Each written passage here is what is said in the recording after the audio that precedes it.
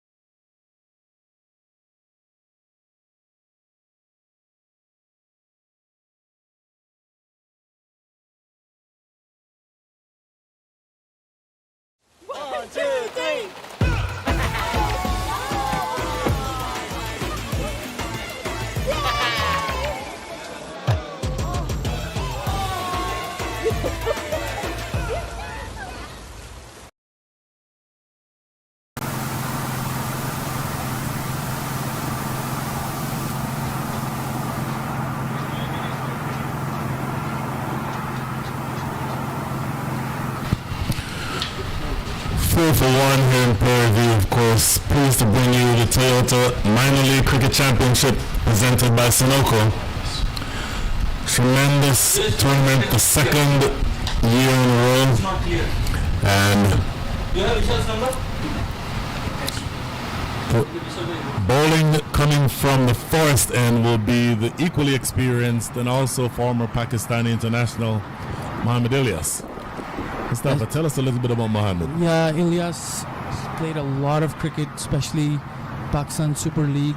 Got injured unfortunately last year, but he's fully recovered and wants to prove a point. He's playing here in the minor league this year, and then he's gonna be drafted hopefully again for PSL. So he's fit and raring to go. And interesting tales of two teams, Dallas and Houston. Last year, if you remember, Brian, Dallas was struggling massively early on. They didn't have the right resources in the combination, and this year they worked a lot on their team. They've got some new faces, experienced Saibzada Farhan, another domestic performer from Pakistan, also played PSL. Hussain Talak played Pakistan, left arm all-rounder, left-handed batsman. They got the explosive middle order batsman who happens to be the brother of just Malhotra, the other Malhotra, and then obviously they've always got other players surrounding this.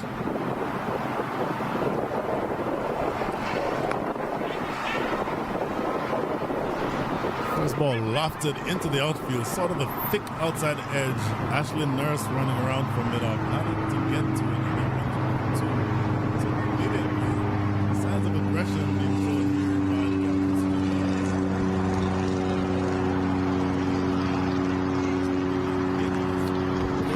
contact, and that is he would have wanted. So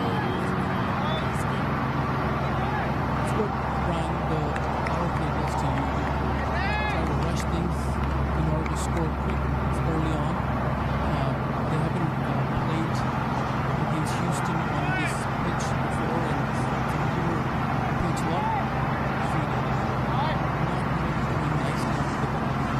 That's what Houston needs to capitalize early on in this ball. at least two more. It's been going all the way away from the field. That was actually timed much better than I thought it was. Beautiful shot by Sajid Dowden. Very full by Ilyas. Probably a little bit too straight. Aiming toward the leg stump. Just have to wait for field. Straying down the leg side, and Sajid taking full advantage of that delivery, just clipping it. It's the square leg region, obviously just two players outside the circle. So that's where Ilyas needs to come back in and adjust a little bit his line length. And if they can get wickets, it's very important for us to get game like this is all Texas. Houston is playing Lone Star tomorrow. He goes again, right down, coming forward, just smashing that over the top of mid-on. That's going to be four more.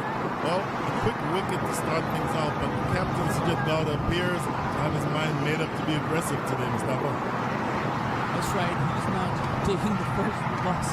Ali Rana's loss too hard. He's playing his aggression, and Saibzada is actually known to be more aggressive for batter than Sujit is, but Sujit's taking full advantage of the line and the length that Ilyas is giving, and again, he needs to. I think you're absolutely right. The length on that first one was essentially hot. This one, maybe slightly shorter in length, but still open for Sajid Dowda to come forward and drop. So then second and four is by Sajid Dowda, looking very aggressive against Ilyas. Next delivery. Getting to the outside this time. Fielded up and looking for a run. And Sohail Tanvir just recently joined the Houston. He's played 2 games in Chicago. He's just amazing for T20. He 4 overs for 13 runs, 14 runs. So Dallas Mustangs have done their homework and they're starting, but they know that in the first passage of the 6-over power play, they have to take chances against them.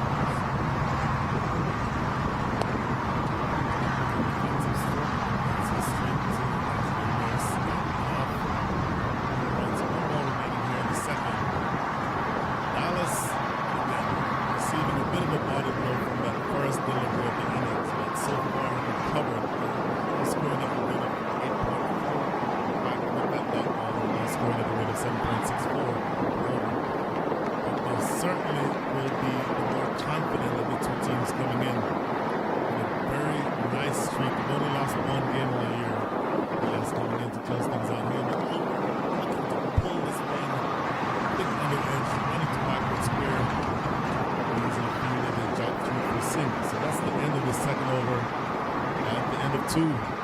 15 for 1.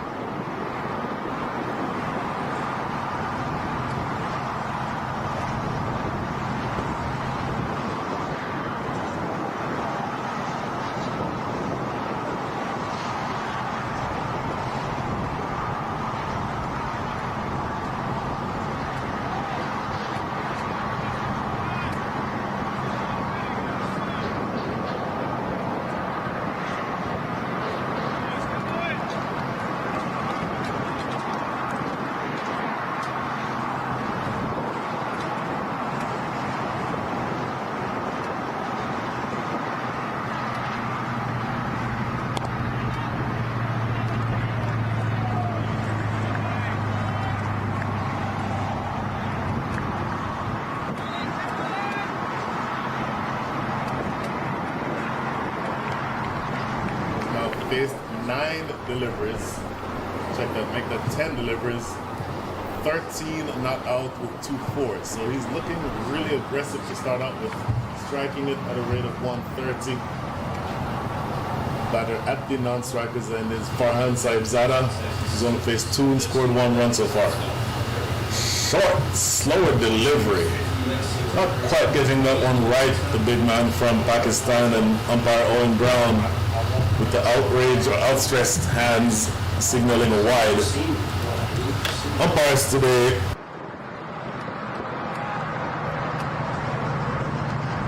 at the highway end, very experienced former middle order batter from Jamaica and played in the Houston League in addition to Florida for a very long time. Then the umpire at the forest end, Cameron Best, also known as Burgess. Down the left side, just a little bit too straight, wide, so tender, different thing. So the umpire from the forest end is Cameron Best. Some of you remember 25 years ago when there was a young tearaway left-arm pacer in the Houston League. Cameron Best happened to be your cover here. Cameron Best was my captain. I was just born that time 20-25 years ago, so I'm not sure. But back to the action is Sohail Tanvir coming from the highway end. And this is exactly what Elias needs to watch, observe, and bowl. Very experienced bowler. And interestingly, Brian, I'm not sure if you're aware of this, I was chatting with Sohail yesterday, and he's just 20 wickets away from 400 T20 wickets. And that's what he is aiming for.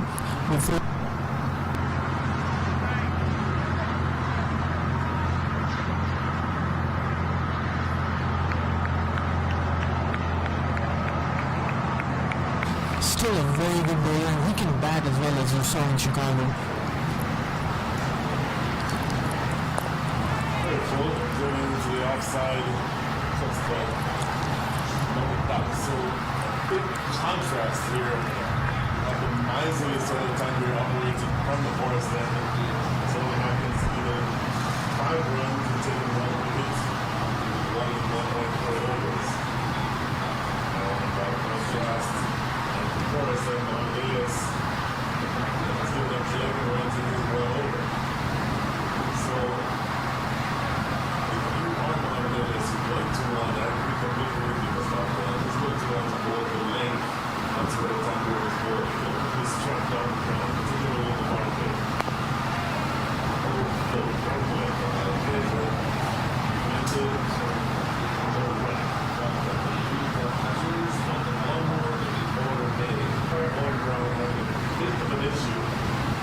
Tanvir is falling through from around the wicket. Sometimes, as a left-armer operating from around the wicket, it becomes difficult to not run down the pitch and you're falling through right on the ground. I think this is a testament to Sohail Tanvir that he's getting a little too close to the danger zone. So just a quiet word, not an official warning. I don't think there's 1 ball remaining here in the third. Short and pulled massively over mid-wicket. That is the first 6 of the day. A tremendous stroke. So Tanvir trying a short ball for the first time, but not much venom in that delivery. And then sat up and begged to be whacked. far inside Zada, completely taking advantage of that delivery. And that shows, and Brian, that shows the class of a very, very experienced and professional batter here. He gave respect to all the good deliveries, and as soon as Sohail Tanvir banged one in short, obviously not very pacey, and he just capitalized, timed it well, all the way towards the player's dugout for a six. So a very poor delivery by Sohail Tanvir. And this partnership is crucial for Dallas Mustangs, especially after losing the first guy on the very first delivery. And 3 overs in the books, 23.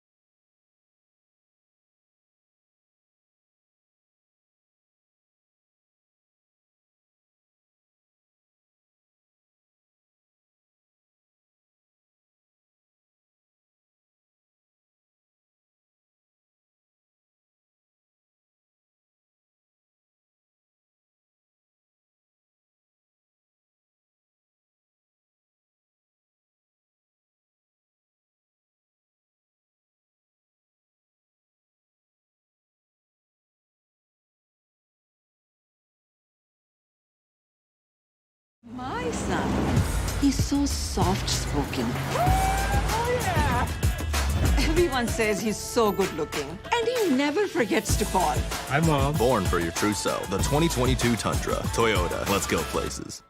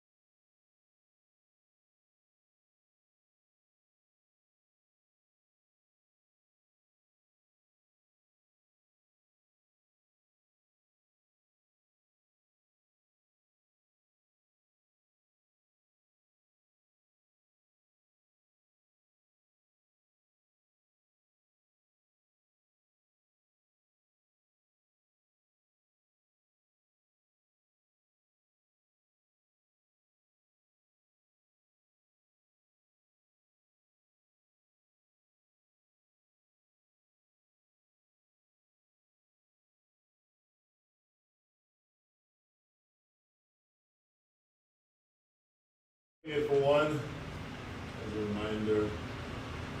We're pleased to bring you the 2022 Toyota Minor League Cricket Championship presented by Sunoco. And of course, our tournament official sponsor, Duff & Hughes.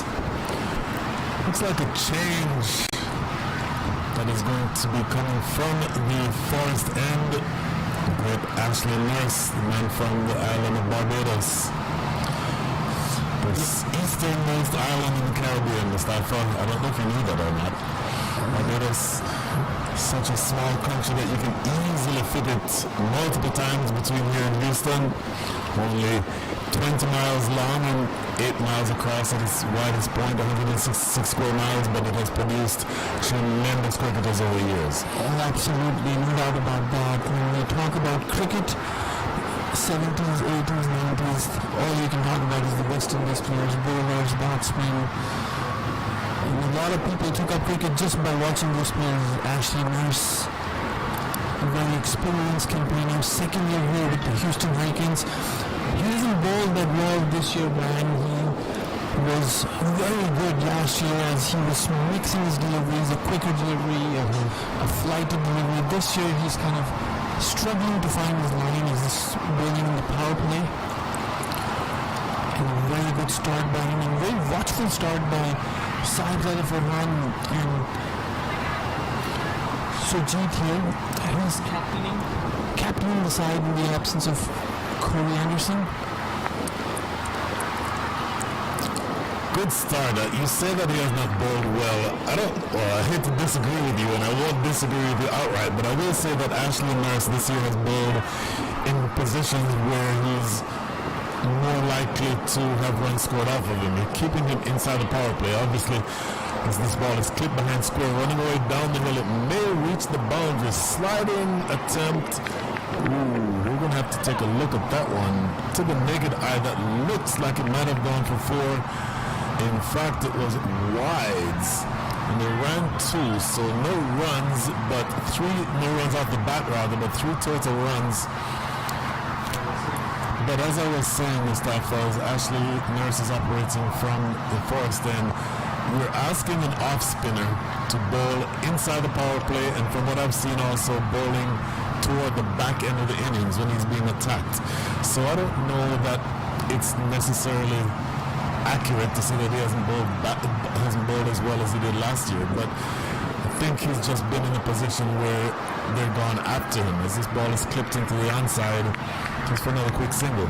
And you're right, Brian, and it's just because this year Houston is loaded with off-spin bowling. Usman, Ashley, and even Gaurav and Asad Shafiq was playing as an off-spinner, so they're missing that left-arm spinner Karthik who's injured, or a spinner again.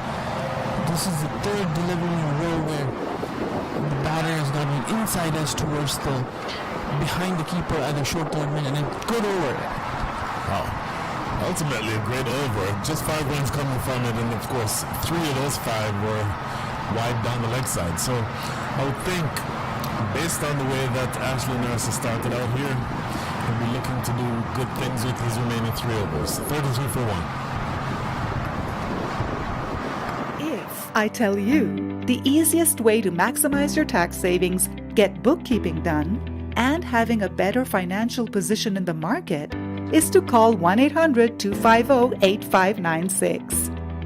So what are you waiting for? Just pick up the phone and call us now.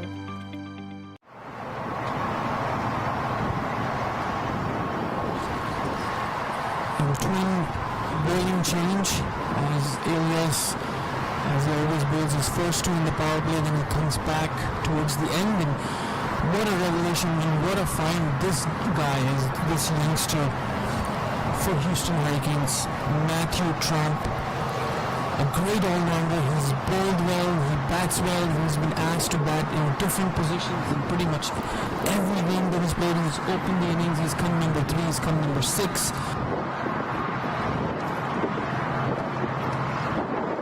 Bowling lineup, Matthew Trump, the 4 overs that he's going to bowl will be very crucial, and look at the responsibility.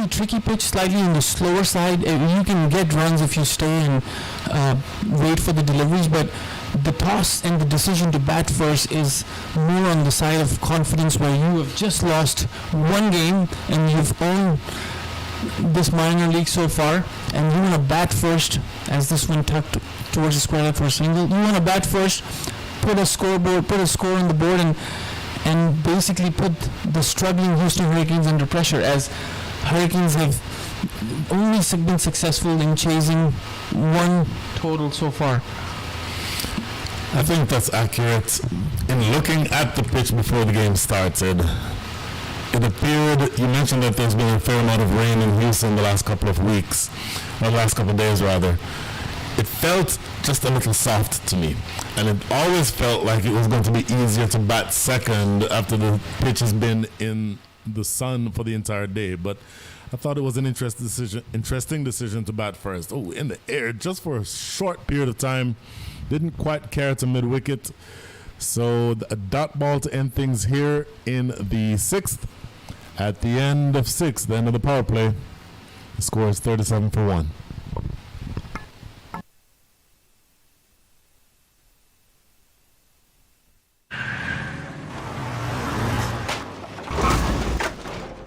What's up, Doug? What got into you? At Sunoco, we know how to fuel peak performance. Fuel your best.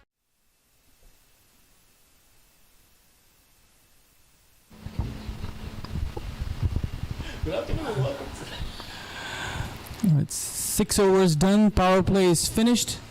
A very good start, I would say, for Houston Hurricanes, restricting the Dallas Mustangs for just 37 runs for the loss of 1 wicket. And then that first wicket was out on the very first delivery of the inning. Sohail Tanvir getting rid of Ali Rana, caught brilliantly at mid-off by Muhammad Ilyas, and Sahibzada Farhan and the captain Sujit there, as Ashley will continue from the highway end his second over.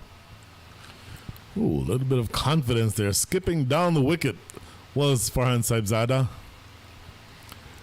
Ashley Nurse, of course, a very wily, very experienced, skilled veteran bowler. So he'll be able to pull the length back if he sees the batter coming down the track.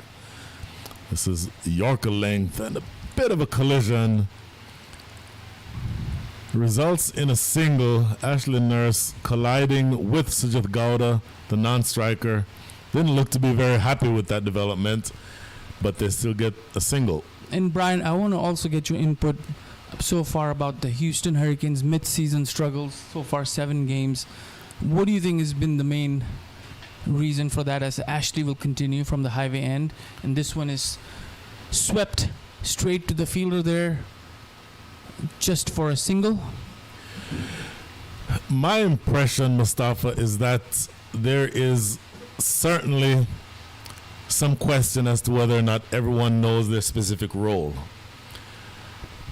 And I'll say more after this delivery as Nurse flighted and hit back to Nurse. Of course, it's really difficult to have side conversations when Nurse is bowling because he's so quick through the over. And maybe I'll answer this question after this over. This is lofted in the air down toward us here. Trump running around, 1 bounce to him.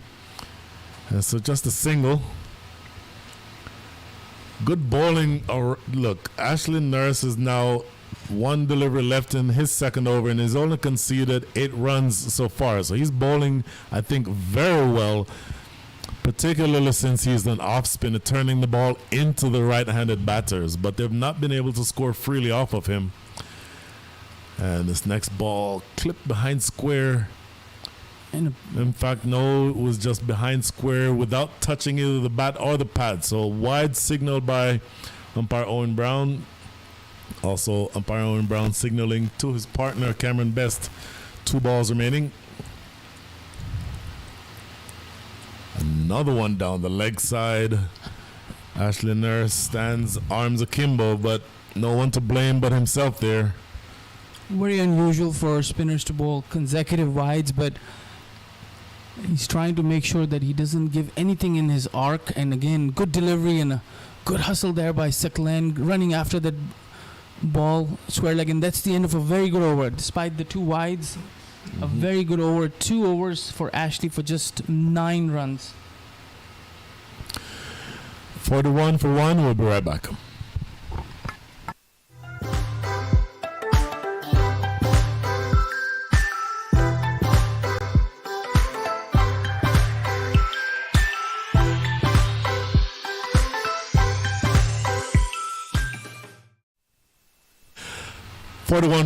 Check that, 42 for 1 at the end of 7. And so, Mustafa, to the question that you asked about the issues with the Hurricanes, it just feels to me that each person's role is not exactly clear. You've seen where Ashley Nurse typically plays the finisher role, but he's come in as high as 1 down. If I remember correctly, 2 weekends ago, the July 4th weekend, he came in either at number 3 or number 4. In a couple of other positions, you've seen batters like Ramiz Raja bat down the order. It just feels, as this ball is defended into the offside, it's going to be a single. Do they come back? No, just a single. So it just feels as though people's roles are not exactly clearly defined.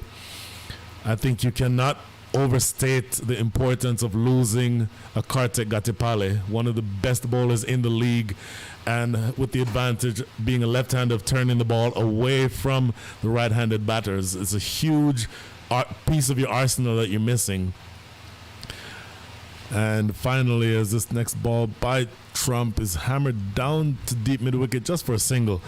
And then I think you cannot overstate how important it is to lose Willem Luddick in the middle of your order, both with the ball and with the bat. So all of those things combined, I think, lead to the position where the Hurricanes aren't as strong a team as they were last year. I agree, and I think the key point there is the absence of Willem Luddick. As you remember, when we were commentating last year for this Houston Hurricanes, we always talked about that Houston is trying their 6th or 7th opening pair in as many games, and that shuffling of the batsmen and batters and playing in different roles, that's not new to Houston Hurricanes, but they still succeeded last year, and that's because they had Willem Luddick, who would come in on his set number at number 4, and he would take the innings and make sure the other batter also play with him, around him. So that really made a difference. And then the bowling attack, like you said, Ali Khan, who played about 8 games, Nasir Jamali, you had Karthik, the highest wicket taker. So all of that missing this year can...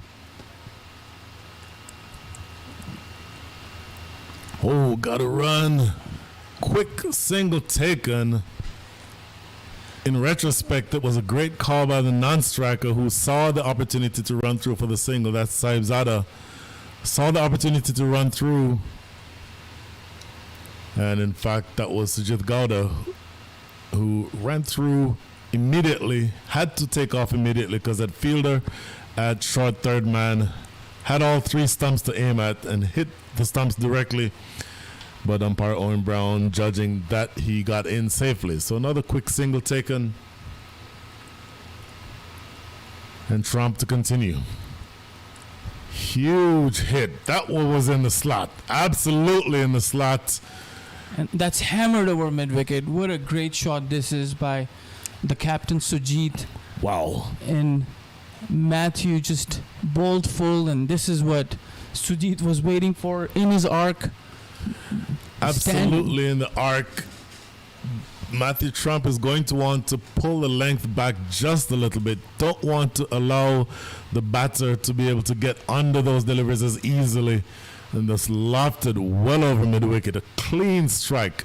The second 6 of the innings. And the 50 up with that stroke. So now 51 for 1. Trump looking for the adjustment, almost looking to repeat the dosage there, but Trump, I think, bowled this one better, slightly shorter in length, and even though Gowda looking to go after him, only succeeding in getting a thick under edge running into mid-wicket for a single. And very unusual for Farhan, 17 of 22 deliveries, and he's known to be the aggressor, as Houston experienced firsthand in Dallas. And he knocked him over. Great delivery. Just a tentative poke. And Saibzada neither coming forward nor going back. And Trump getting that delivery to sneak through the gate and rattle that off stump. So the second wicket goes down. Beautiful piece of bowling. Trump experiences success on the last ball of his second over. And the score is 52 for 2.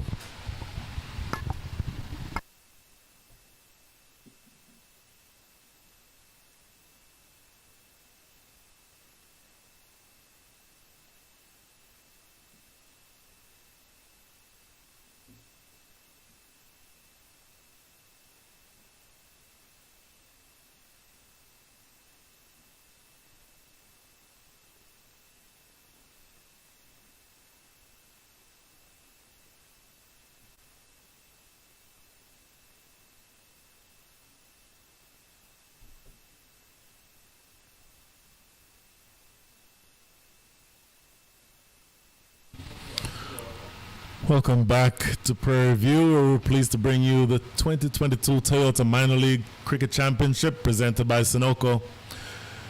The new batter is Hussein Talat. So what a great piece of bowling there, Brian, by Matthew Trump. As we were just talking about it when he started his first over, he's been the find.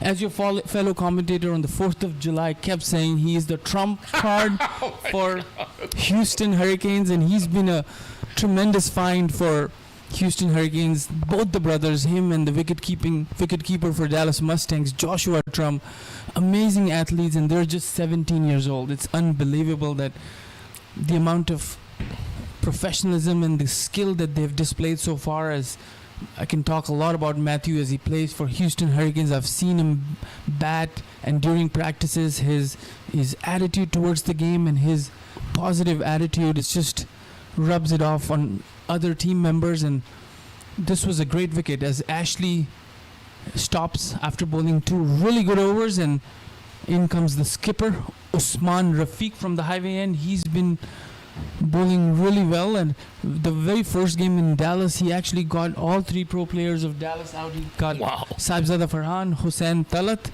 and Corey Anderson, all 3. So, and this is a pitch that suits him, you know, as opposed to the artificial concrete with AstroTurf. This is where he thrives bowling, and he's gonna have to bowl really well.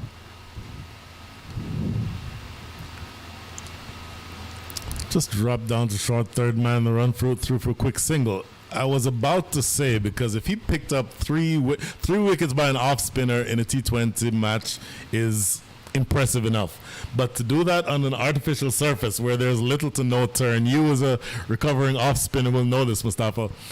And the key word there is recovery. Recovery process too long, and in the process the physical recovery didn't keep up. Which is why these days you and I comfortably sit behind a booth holding a mic talking cricket as opposed to being out there playing it.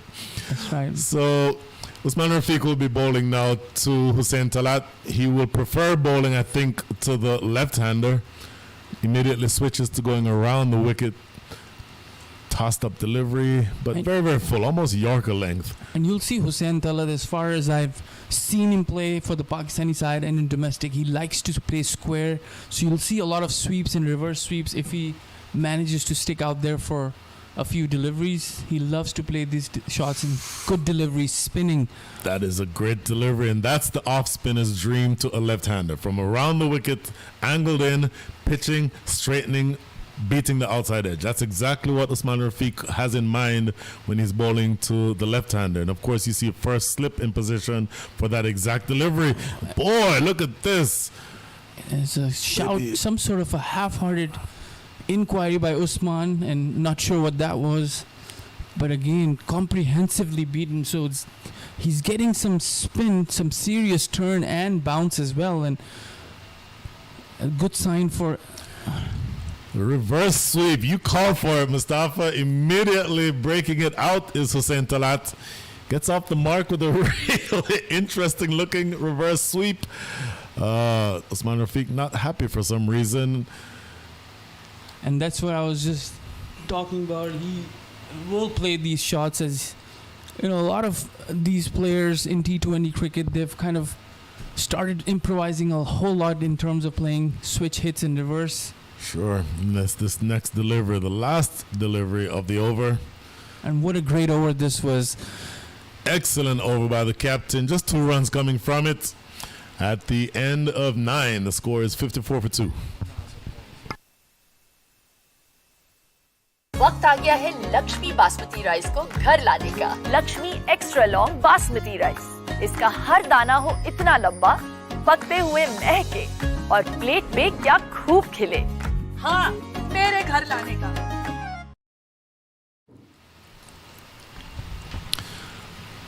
54 for 2. Folks, if you are following along and have a question or have any feedback that you'd like to leave us, just drop us a note on Twitter. Just go on Twitter and search for MILC, Minor League Cricket. We'll do our best to get through any comments or answer any questions or respond to any comments, except for the ones where you're criticizing 2 old former Houston Cricket League players for talking too much again about their exploits.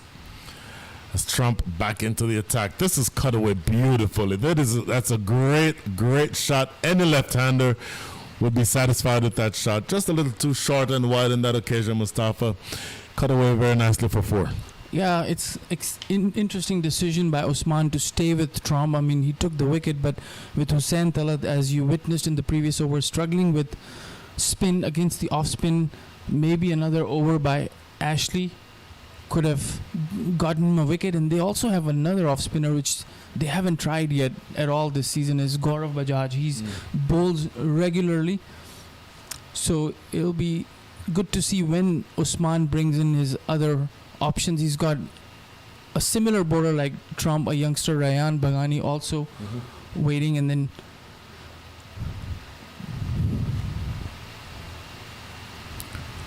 Trump again dropping it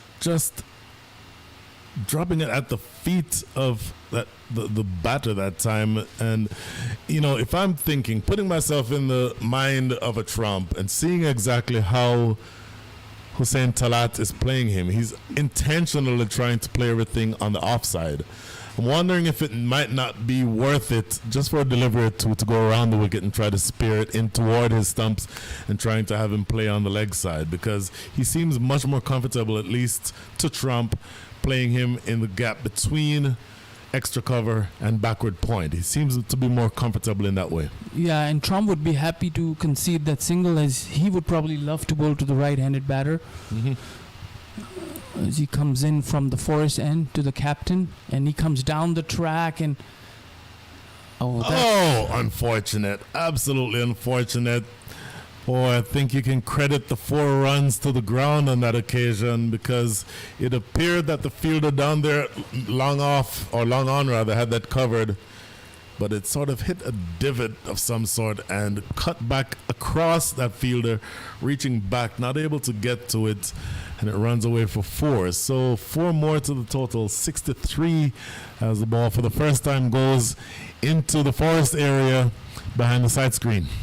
And that was Ilyas, the fielder, and he tried to run too fast, and also, like you said, ball spun from hitting that one spot and then dodged him for that 4, and you saw Sujit coming down the track. So that's interesting, as they want to accelerate the run rate. Oh, he knocked him over. Absolutely great delivery again by Matthew Trump. So he's been a little expensive in the last several deliveries, but he has taken 2 big wickets. And as a captain, Usman Rafiq, you will take those wickets every single time, even if it means giving up a few runs. Kind of a wild swing across the line by the captain, Sujit Gowda, completely missing out on that occasion. And the furniture again is disturbed. So Matthew Trump hits the stumps for the second time in today's match. Score is 63 for 3.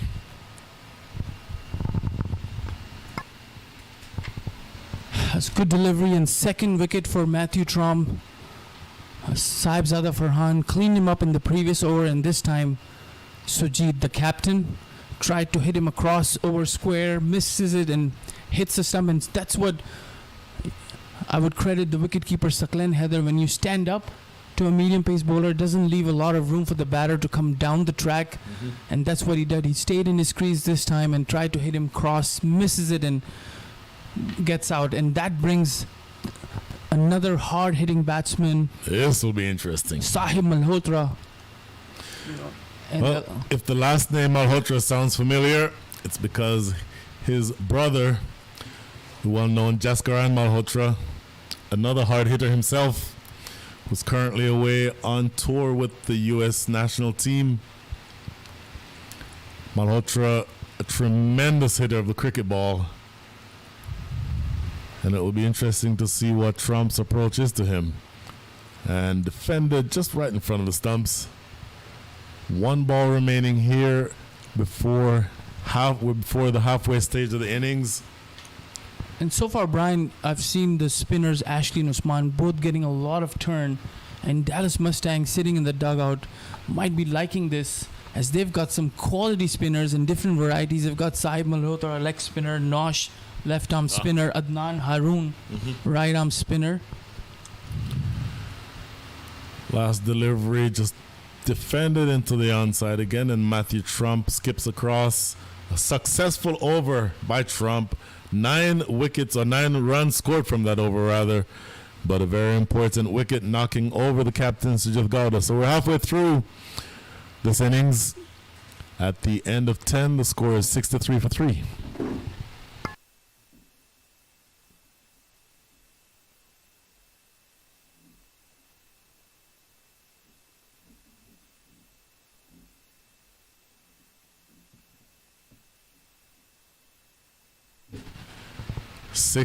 For 3 as the captain Usman Rafiq continues coming from the highway end, and I am pleased to be joined, as Mustafa Himane is taking a quick break, to be joined by a man who is no stranger to cricket here in the Houston area.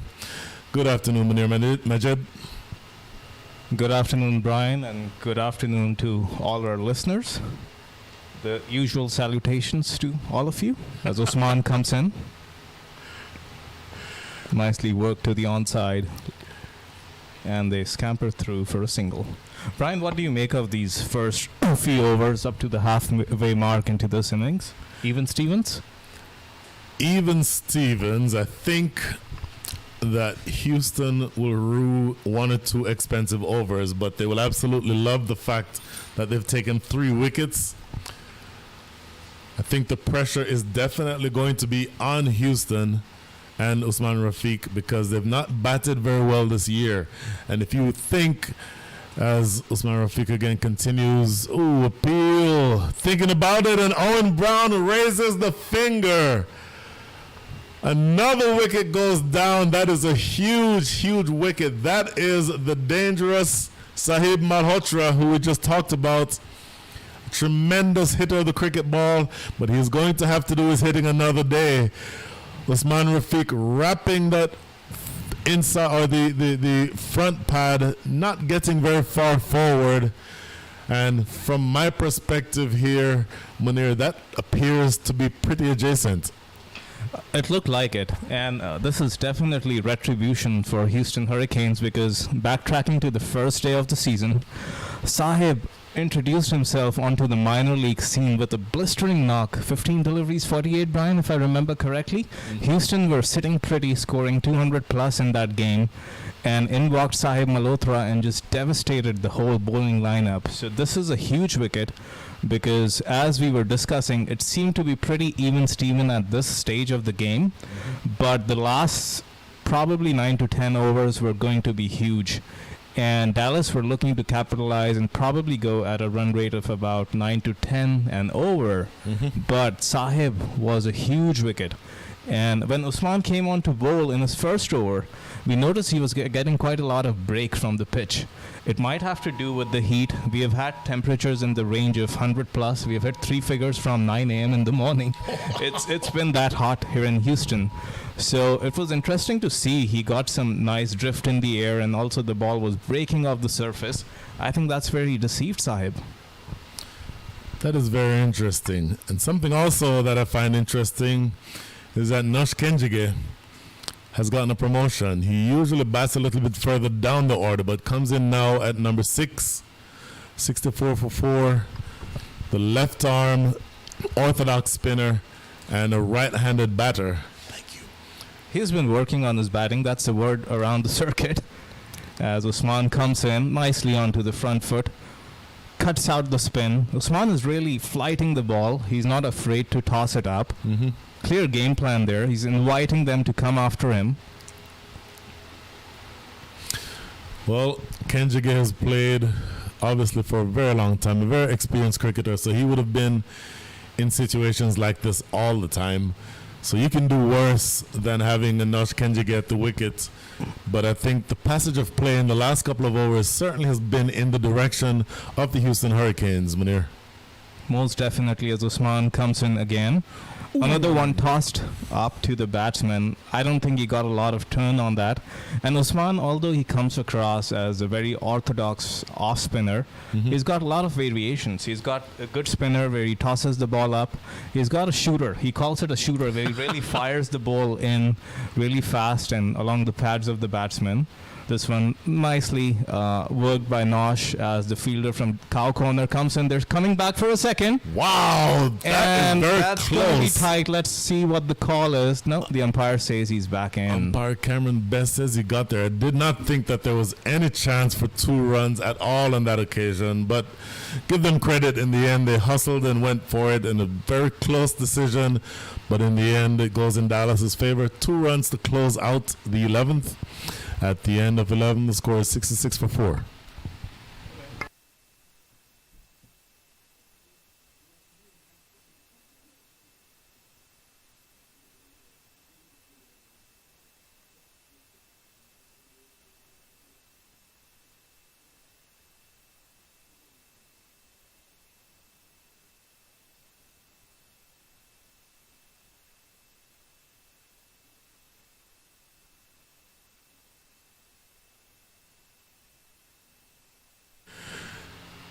Back at Prairie View, Matthew Trump will be coming back, and he's done exactly as I suggested, going around the wicket. I think that's a better angle, at least initially, for Hussein Talat.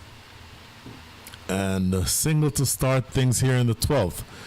So Trump so far has bowled 3 overs, make that now 3.1 overs. He's conceded 24 runs, so slightly on the expensive side, but he's taken 2 big wickets. And I think just seeing this youngster be able to bowl his full spell in the middle of the innings, his first over was in the power play. I think it speaks to the type of talent that this young man has. This ball just helped into the onside. Do they come back for 2? No. Nosh Kenjige is a very quick runner between the wickets, but even he, I don't think, would have made it back in time. So just another single. As we were discussing towards the start of this innings, that how the Hurricanes have missed Willem Luddick, those are big shoes to fill. But I think Trump has done an awesome job coming into such a role with the bat and the ball. Oh, slow delivery. That was a bit of the commentator's curse, Munir. In fact, that has happened every single time I've issued a compliment this entire season. Every time I say something positive about any one of these players, something bad happens. So on that occasion, likewise, I've had a knack too. So we'll just call it as we see it. We'll call it as we see it. Deal.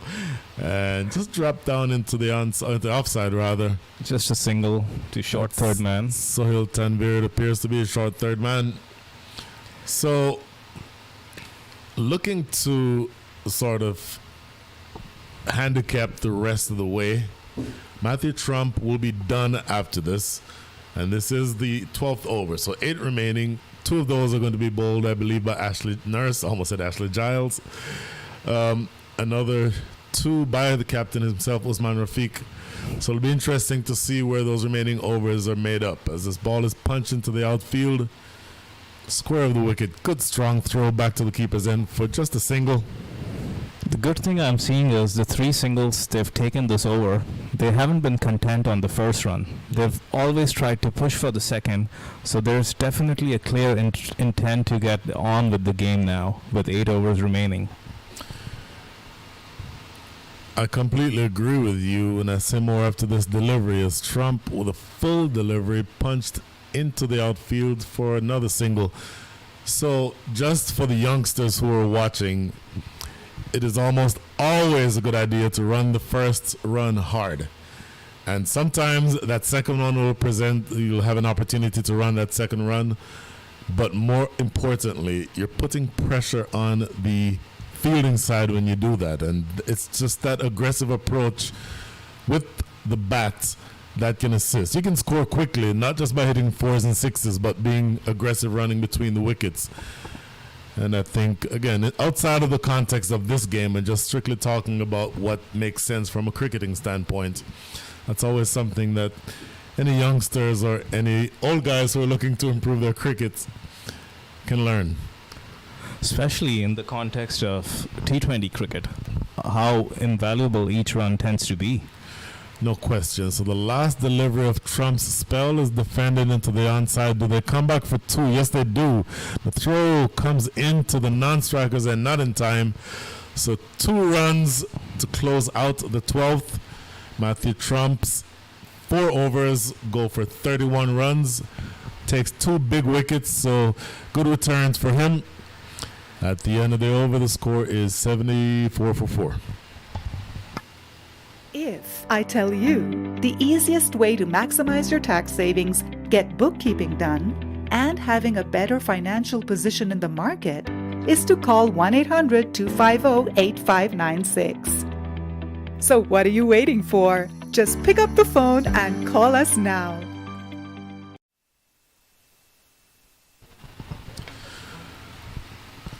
Welcome back to Prairie View, the Prairie View Cricket Complex. The 2022 Toyota Minor League Championship presented by Sunoco. And our presenting sponsors, Dafa News. Captain Usman Rafiq will be coming on to bowl his 3rd over. 2 very good overs so far, very miserly, and has taken 1 wicket. 2 overs, 1 for 5 are his figures. He's bowling now to Hussein Talat. Huge hit into the outfield and sailing well over the top of square leg. Goes all the way for 6. Now, That was interesting, dispatched. and I'm going to ask your thoughts on this, Mustafa, because today they're playing on the westernmost field, the field that is close, or pitch rather, the pitch that is closest toward the west of the field on the square. So that pitch means, playing on that pitch means that a hit into the onside for a left-hander is the shorter of the 2 sides to hit on. This in the air does not make contact with this one, and it is taken in the deep. Captain Usman Rafiq with the raised, outstretched hands. Another wicket goes down.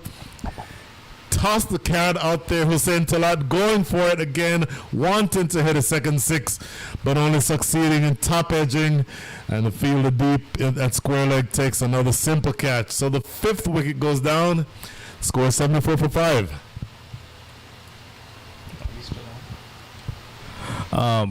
Coming to your observation, Brian, it seemed to be pretty interesting that we are playing on that wicket, and obviously for the left-hander, the hit towards cow corner and the leg side overall is a short boundary.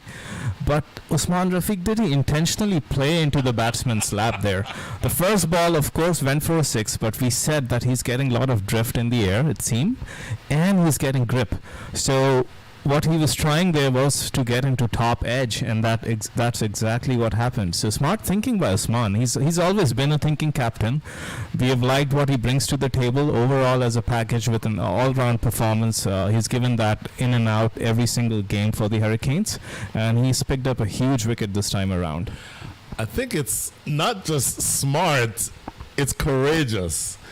Because I was looking at that before the game started. I sort of mentally measured the distance from the 30-yard circle to the boundary. Yeah. To me, it looked like it was about maybe 25 to 30 yards. So that hit is no more than 60 yards, which means it's a relatively small boundary and relatively easy to clear with the strength of some of these younger players and, of course, the bats that these modern players use. So it took a lot of courage to toss that carrot out there to ask the lefty to hit on that side of the field, the shorter side, but it actually worked. And here comes Usman again. He'll have to bowl that one again. So it takes a big heart also to be an orthodox spinner. No mystery element to him. Just a big heart and just backs himself. A full toss this time. It's just gently pushed to long on as the fielder comes in. Ilyas at long on. And they scamper through for a single. New batter is Ali Sheikh. Ali Sheikh, a U21 player. Scoring now 81 for 5. Boy, when you chose to bat first as Dallas, you would not have been expecting to be in the 13th over, having lost half of your side. So I think so far on balance, Houston is the happier of the two sides now as Usman Rafiq continues to work in the diving attempt there by the fielder, short fine leg, not able to get there. The throw coming back in and they run through for 2.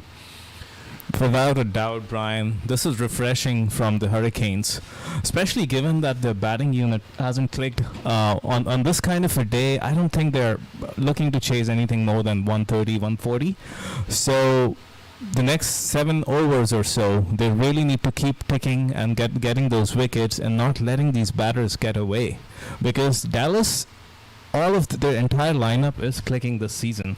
One after the other, players have given decent performances, as this is beautifully bowled by Usman. Again, not afraid to flight the ball, getting the ball to turn, and a good take by Saklan. Great bowling by Usman Rafiq. Just 2 for 14 so far, with just 1 ball remaining here in the 13th over. His third. Again, that's beautifully bowled. Beating him outside the line of off stump. What a great over. Just 9 runs coming from it and the big wicket. So at the end of 13, the score is 83 for 5. 1, 2, 3.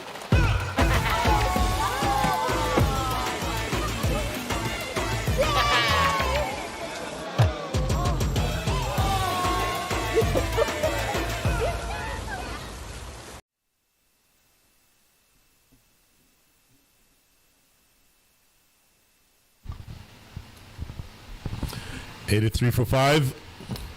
Last 7 overs. And Ashley Nurse coming back into the attack to take up the attack from the Forest end. He's bowled 2 overs so far. Conceded 10 runs. Off spin appears to be doing the trick so far for the Houston Hurricanes.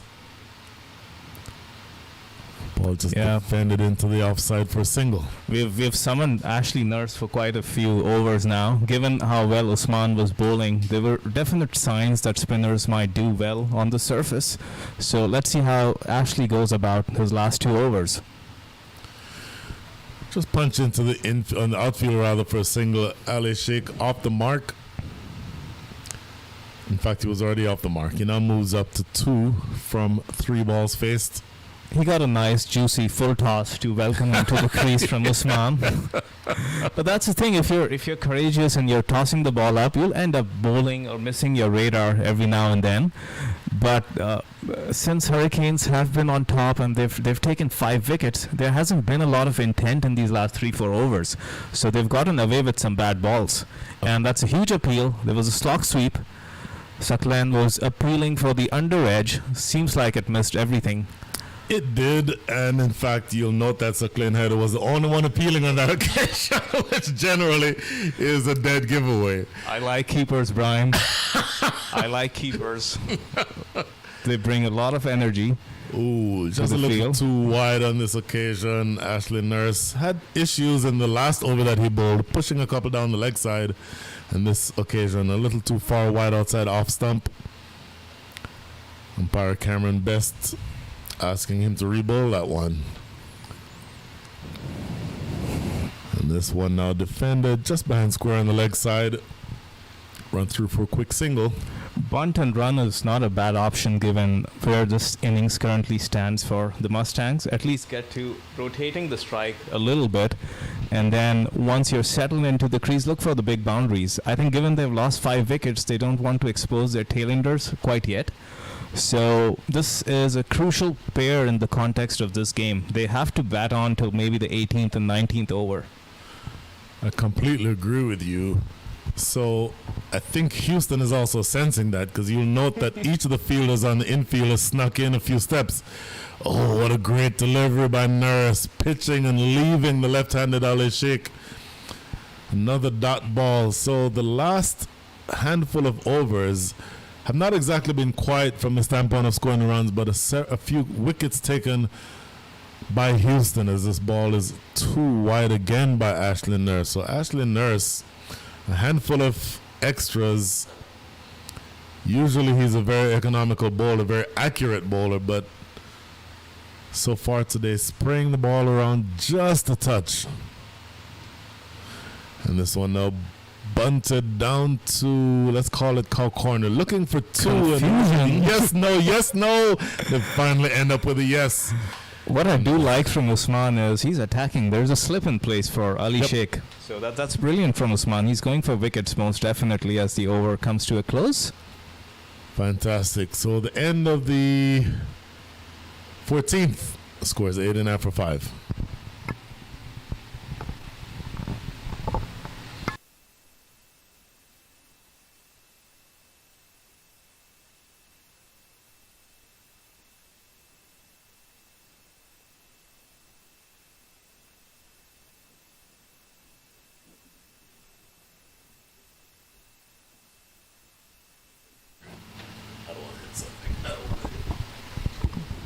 So back live, and Usman Rafiq continues from the 290 highway end. Here he comes in. And that's beautifully played with the turn. Good use of the wrist. Short fine leg scampers to get the ball back, but good running. The youngster U21 Ali has got a lot of stamina. The heat doesn't seem to bother him, and that's the need of the hour right now. Some of the batters have perished trying to clear the boundary, and with 5 down, we all agree that they just need to stabilize the innings a little here. Boy, you really called it, Munir. Touch and run is what they're doing. No need to hit big if you have the athleticism. Ali, of course, is the youngster, and then Nosh Kenjige, well known for a really long time as one of the fittest members of the USA Cricket senior squad. Wasn't with the squad this year on the current trip, but very fit, very athletic, quick between the wickets. And you expect that these two will be able to do exactly that, as this ball is just knocked into the offside. No run taken. But the score now 92 for 5.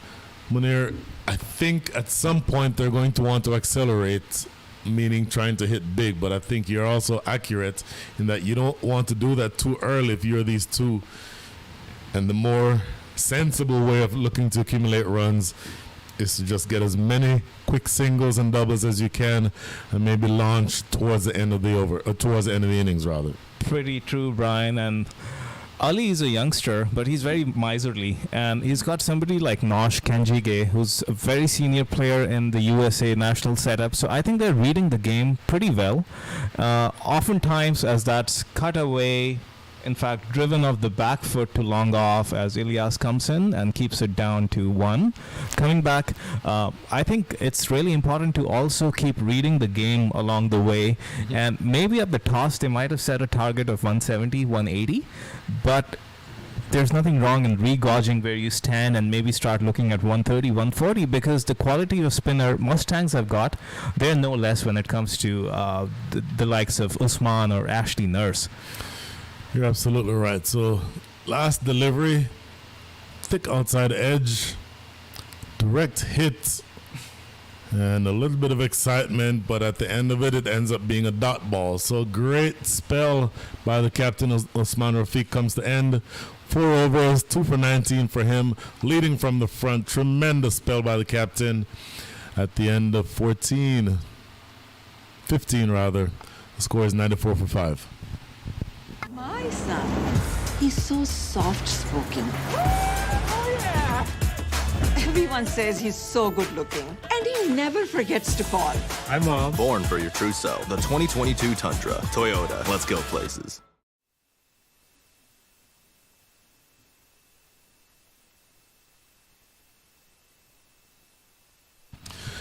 Welcome back to the Prairie View Cricket Complex. Ashley Nurse with the ball in his hand, about to bowl his final over. His figures so far: 3 overs, none for 16. He and Usman Rafiq have been the spin component of the Hurricanes' attack. Looking to hike this one away and really gets a thick top edge over the top of the keeper, and they'll get 2. That's well bowled by Ashley Nurse. Looking to attack on this occasion was Nosh Kenjige. Of course, somebody who bowls excellent spin himself, so he'd be familiar with the deliveries coming at him. Quite a worldwide bat swing from Nosh. Definitely signs that they're upping the ante now. And Ashley Nurse, as miserly as he has been in his entire spell, doesn't have a wicket yet. He's bowled well enough to deserve a couple of wickets, but Usman, I think, has reaped the rewards of good tight bowling from the other end by Ashley.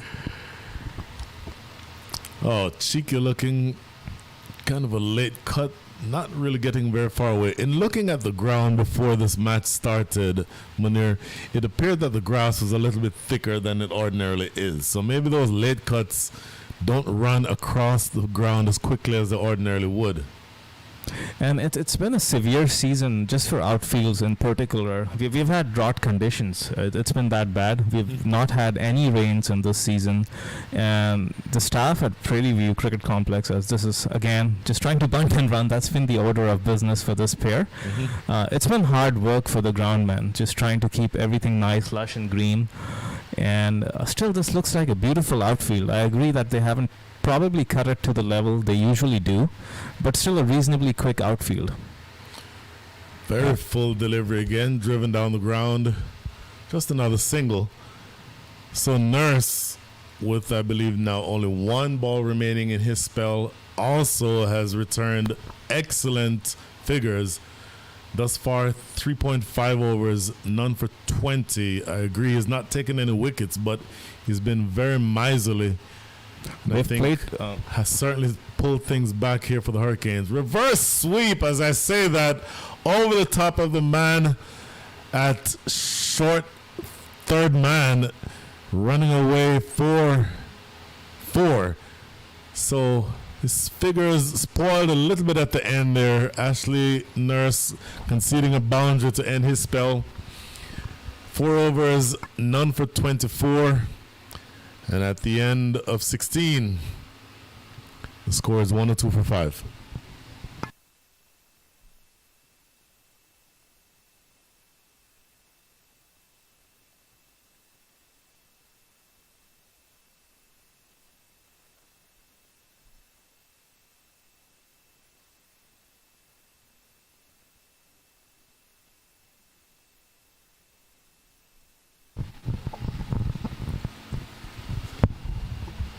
So, replacing Brian Walters, who takes a much-deserved break.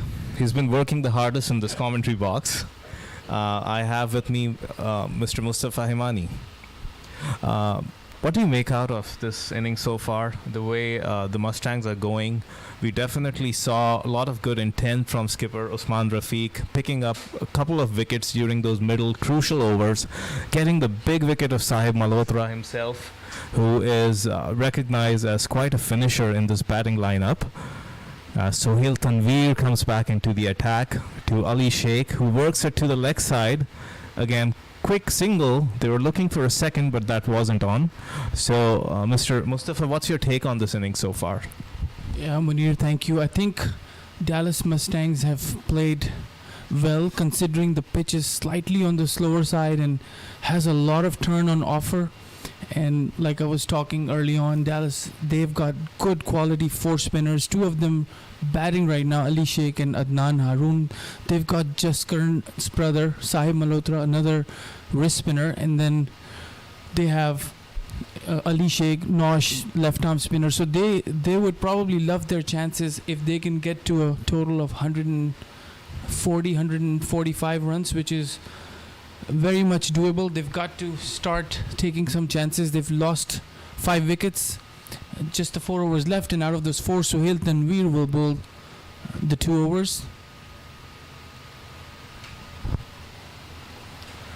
Sohail Tanveer is he could be difficult to pick at times given the delayed bowling arm and the wrong-footedness about the delivery stride, and it's going to present quite a challenge for youngster Ali Sheikh and also Nosh.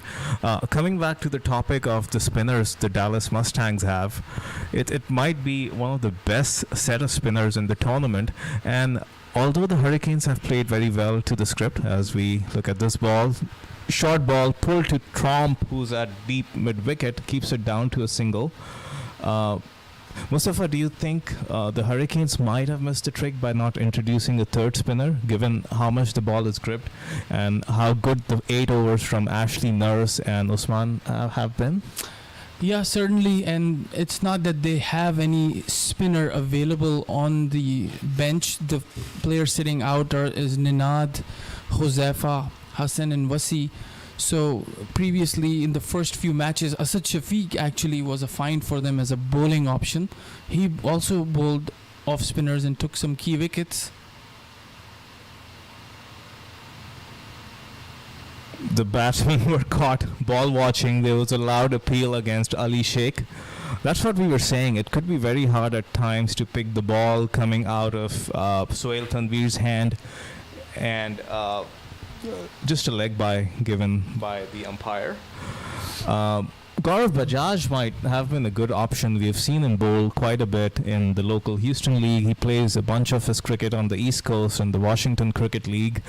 He hasn't been surprisingly used this season, but I think just recuperating from the loss of Karthik Gatapalli, one of the highest wicket takers in the last season, as Sohail Tanveer comes in, swung by Nosh, again goes down to deep mid-wicket where Matthew Tromp does the cleaning, keeps it down to 1 run. And that's what exactly Sohail Tanveer brings to this side.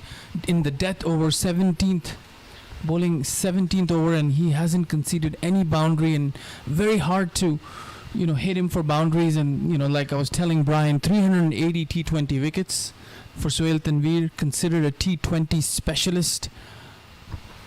He still looks like a stallion. His demeanor on the field, the fitness level, the way he's running in, it's just brilliant to see at this level. As again, he tries a slower ball, rolls his fingers, sets up in the pitch nicely for Ali, but just a single there. And as the over comes to a close,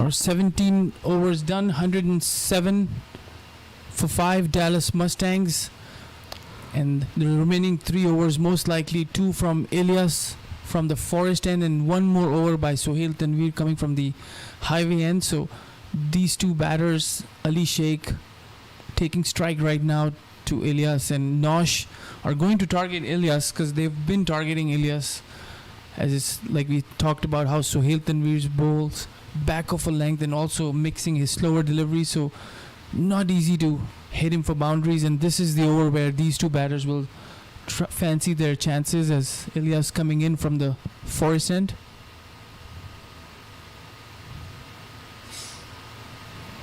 Again, a short delivery into the pitch. We've seen this quite a bit, it seems. Anything that's bowled into the pitch seems to set up or slows down. Ali was early into the shot and just manages to get a bottom edge, no run there. It's quite a good death over setup with Sohail Tanveer and Ilyas. They've been pretty much steady in the last couple of games. Of course, the likes of Ali Khan is you cannot replace a bowler of that stature, and we just found out he's injured for the rest of this season, so he won't be showing up for the Hurricanes. As again, it sets up into the pitch, it's pulled down to long on, just a single. Ali goes to the other end to bring Nosh on strike. And that's very smart bowling here by Ilyas. He's taking full advantage of the pitch being on the slower side. He's also trying to work on his slower delivery in the practices, and he's using the pitch and not bowling anything full. And that's what these two batters are looking for, something in the arc to hit for maximum. But right now Ilyas bowling really good, not giving anything away in the first two deliveries. I wonder when Nosh is bringing the scoop. That's been one of his staple shots, and as he cuts this one to sweep a cover, again a single, so good steady over so far. Just 2 runs of the first 3 deliveries. Usman would be super happy with this, as Ali has requested a change in his bat. I wonder if the heavy willow is coming out now. And brilliant bowling by both the spinners. Ashley 4 overs for 24 runs, and Usman 4 over for 19 runs for 2 wickets. Wicket of Hussain Talat and Sahib Malhotra. Usman Rafiq has been worth his weight in gold this year. In a squad that's pretty much misfired, he's been one constant who has performed game in and game out. As again, it's bowled into the pitch, beautifully pulled away by Ali Sheikh. The new bat, the heavier bat, definitely works. That one really seemed to ping off the bat and goes to the square leg boundary for 4. So that one did the trick, the bat change, and immediately Ali Sheikh pulls him in the gap between square leg and mid wicket and for the boundary. So much welcome boundary here for Dallas Mustangs. You've Mustafa seen Ilyas quite closely. Is his strength bowling into the pitch, rolling his fingers, or do you think he also bowls the Yorkers, the slower ones? As we were just saying, he seems to try one, kind of got his bearings wrong, but Saklan Heather has been a beast of a keeper behind the wickets. That so easily could have gone for 4 byes because he got it on bad bounce, but he stopped that ball and kept it down to no runs. Yeah, he's been trying to cut his pace down, as he was talking about the other day, that he's been misfiring on his Yorkers and giving away a lot of runs in the death overs. So he's cut down his quicker deliveries and also cut down on his run up. That was a full delivery, driven straight down the ground for a single. There's obviously that intent to come back for a second, but that wasn't on, and this has been a great over so far. Yeah, except that one boundary, and that's the close of this over. The score from Mr. Himani is 113 for 5 at the end of 18. 1, 2, 3.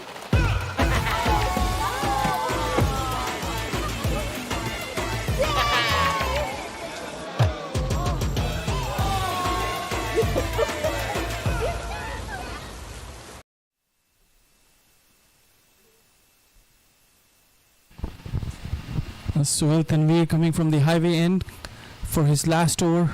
Spelled 3 overs, 15 runs in 1 wicket, Munir. It's quite a blessing to have somebody of the stature of Sohail Tanveer. Although he's been playing international cricket for the last 16, 17 years, playing a lot of franchise cricket. I still recall the first season of IPL when the whole revolution started. He was part of that Rajasthan Royals squad. Seems like way back in the days, but here he is, still running it at 110 degrees and bowling as miserly and as smartly as anyone could in these conditions. And reminding of IPL, he was the purple cap winner, the very first highest wicket taker, which is what purple cap means, and his figures for 6 for 14 was intact for 10 years until Alzari Joseph broke it after 10 years in IPL. So a lot of good records and accomplishments, especially in T20 cricket, which he loves to play. The action, the delayed bowling arm, the wrong-footedness makes him quite unique in this context. The T20 cricket, as this is beautifully flicked down to square leg. What a luxury for a captain Usman Rafiq to have a bowler of Sohail Tanveer's stature, that you only have to plan for 16 overs. As you know, these 4 overs by Sohail Tanveer will go for minimum 16 to 20 runs. So far he's done that. This is his 3rd game with Houston Hurricanes, and first 2 games 8 overs for 27 runs. In these few games, Mustafa, we've seen him play since he replaced Asad Shafiq. I haven't seen one batter try to get after him. They're content. Okay, there's the commentator's curse.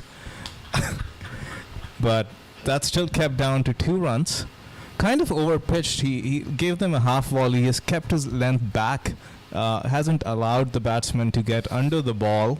But that one probably slipped out of his hand.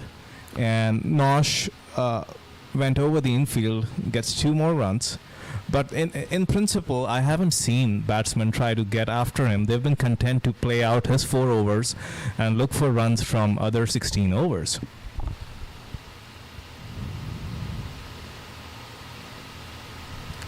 Again, foolish delivery.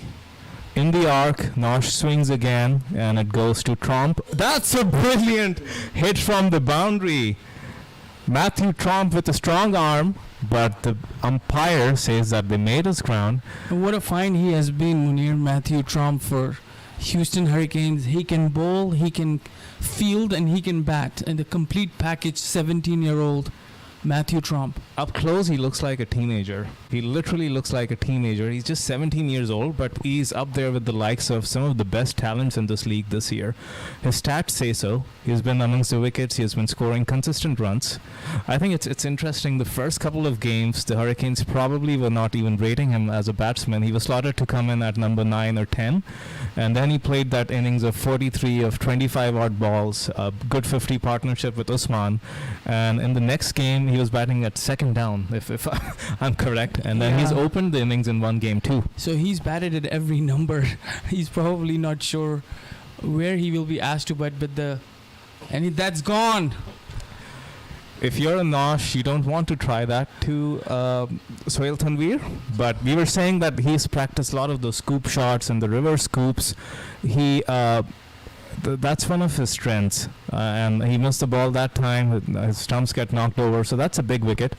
As Nosh comes out, he has played a good innings of 27 from 26 balls. He capitalized on some good bowling, but he has kept the scoreboard ticking. So that's a great knock by Nosh Kenjige. Yeah, good knock when he went in. And then 27 of 26 deliveries cleaned up by Sohail Tanveer. And new man in is Adnan Haroon.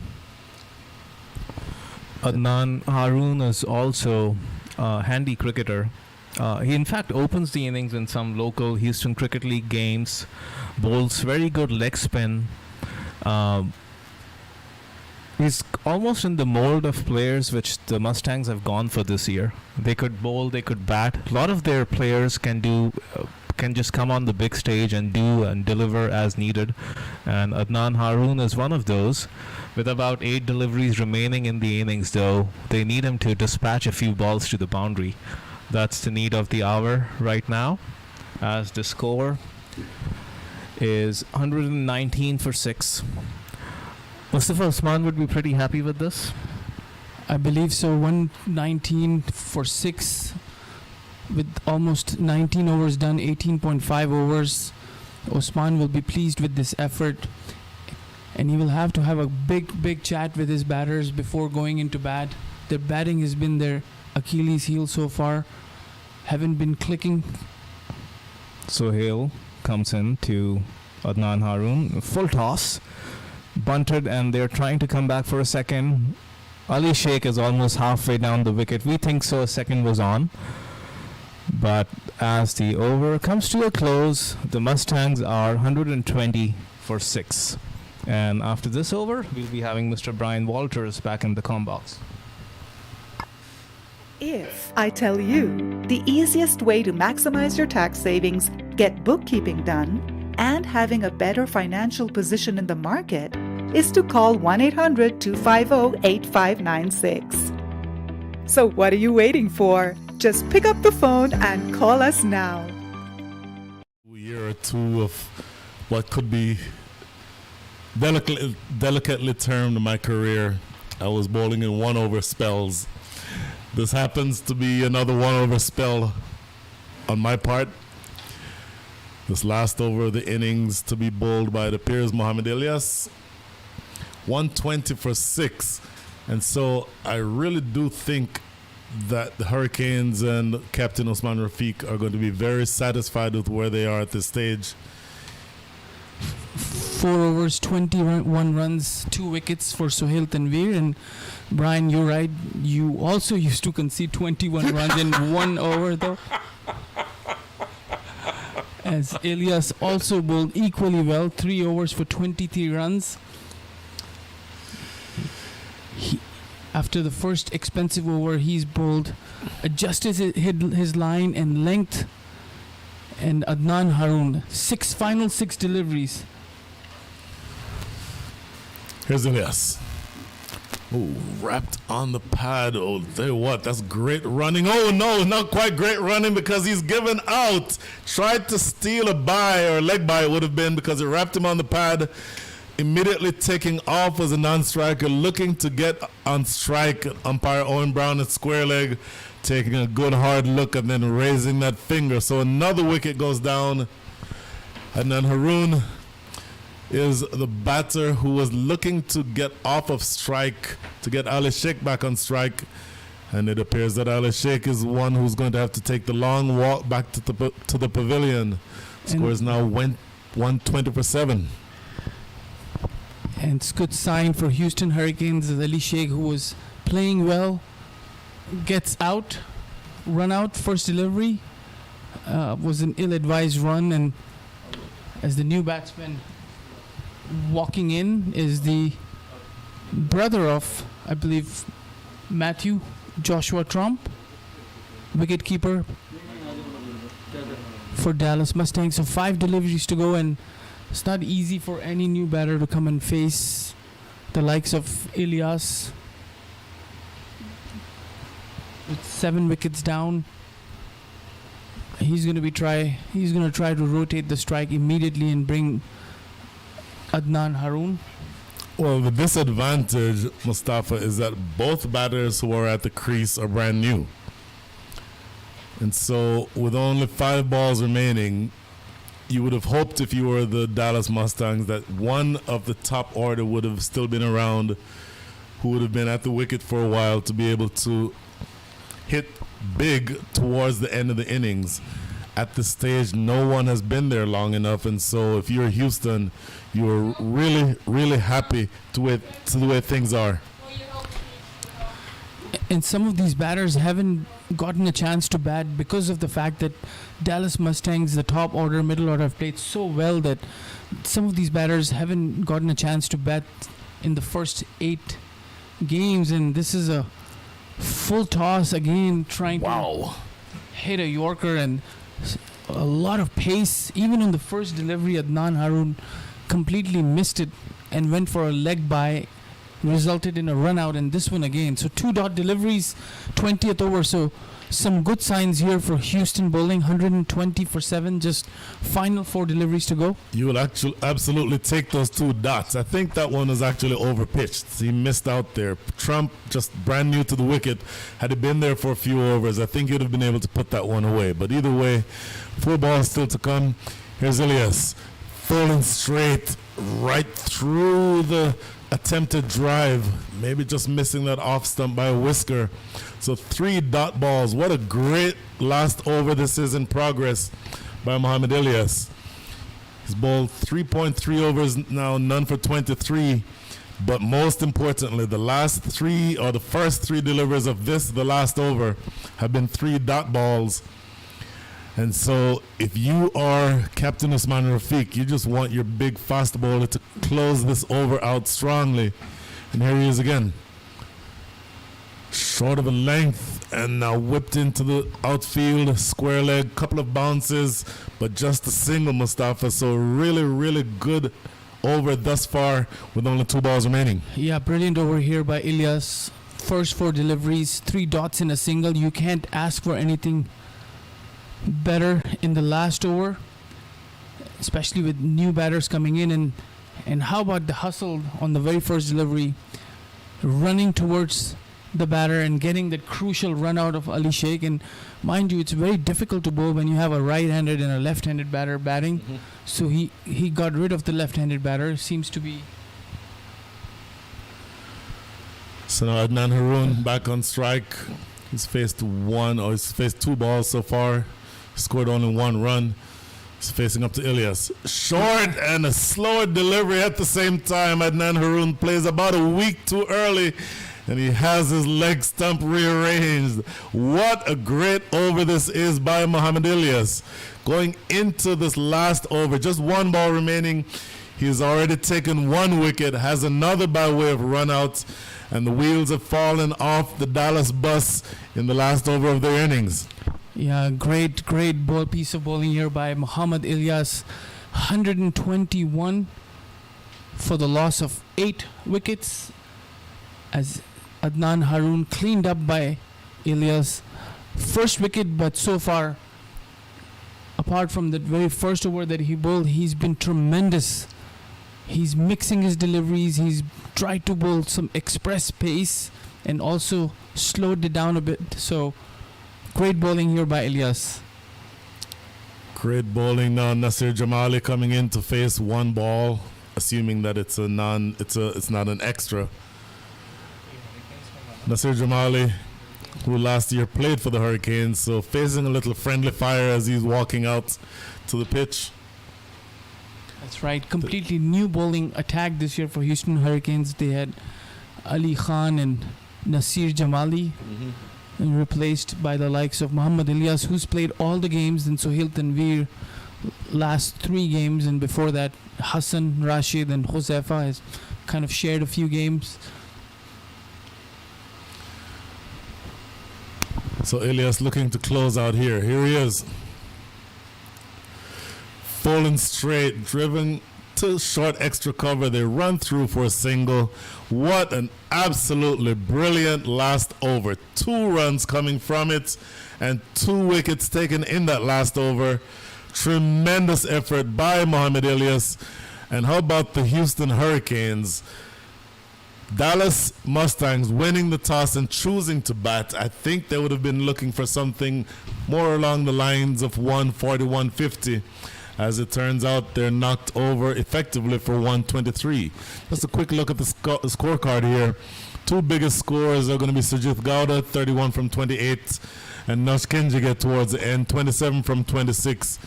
But the brilliant bowling effort from the Houston Hurricanes, led by the 2 spinners, Usman Rafiq, 2 for 19, and Ashley Nurse, even though he didn't take in wickets, none from 24, and then ably supported those 2 by Sohail Tanveer, 2 for 21, and Matthew Trump himself, 4 overs, 2 for 31. So 122 runs is the score by the Dallas Mustangs.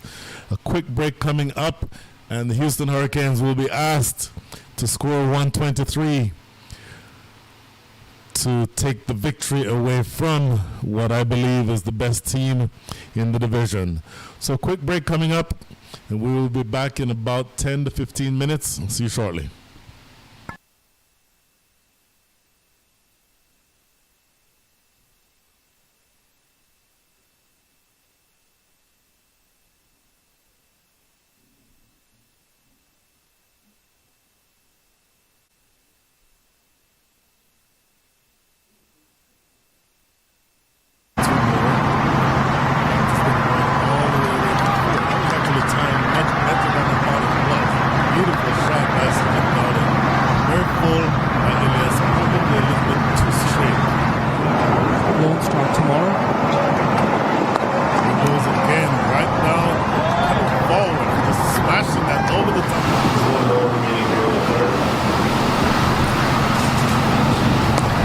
Short and full, massively over mid-wicket. That is the first six. Continue. Huge hit. That one was in the slot. Absolutely in the slot. And that's hammered over mid-wicket. What a great shot this is by the captain Sujit. Wow. And Matthew just bowled full in Dallas. And he knocked him over. Great delivery. Just a tentative poke. And Saibzada neither coming forward nor going back. And Trump getting that delivery to sneak through the gate and rattle that off stump. So the second wicket goes down. Beautiful piece of bowling. Trump experiences success on the last ball of his second over. And the score is 52 for 2. Exploits as Trump back into the attack. This is cut away beautifully. That's a great shot. Any left-hander. The forest end to the captain. And he comes down the track and... unfortunate. Absolutely unfortunate. Coming down the track. So that's interesting as they want to accelerate the run rate. He knocked him over. Absolutely great delivery. And if you think, as Usman Rafiq again continues, appeal. Thinking about it, and Owen Brown for 5. Where his figures, he's bowling now to Hussein Talat. Huge hit into the outfield and sailing well over the top of square leg of the two sides to hit on. This in the air does not make contact with this one, and it is taken in the deep. Captain has certainly pulled things back here for the Hurricanes. Reverse sweep, as I say that, over the top of the man. In a squad that's pretty much misfired, he's been one constant who has performed game in and game out. As again, it's bowled into the pitch, beautifully pulled away by Ali Sheikh. Again, foolish delivery in the arc. Nosh swings again, and it goes to Trump. That's a brilliant. Here's Elias. Wrapped on the pad. That's great running. Oh no, not quite great running because he's given out. He's facing up to Elias. Short and a slower delivery at the same time. Adnan Haroon plays about a week too early, and he has his leg stump rearranged.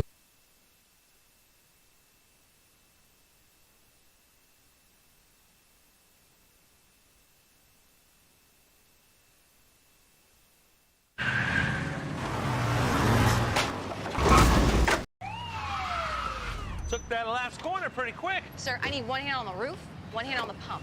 Timeout for Sunoco Go Rewards. Keep pumping. With new Sunoco Go rewards, when you fuel, you save, because rewards come first. You're watching the Toyota Minor League Cricket Championship, presented by Sunoco.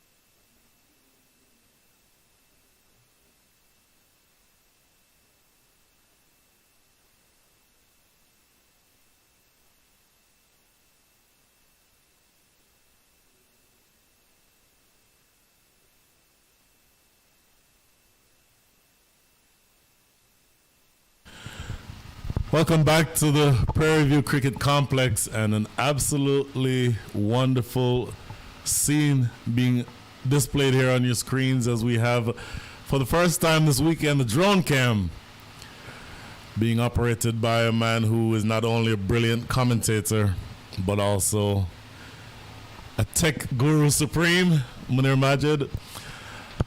As the umpires Owen Brown and Cameron Best walk out, I'm happy to be joined by Mr. Pratir Mehta. Pratir, good afternoon and welcome back to commentary. Good afternoon. I can just say this is a very brief stint. I'm not fully back to commentating. You say that now.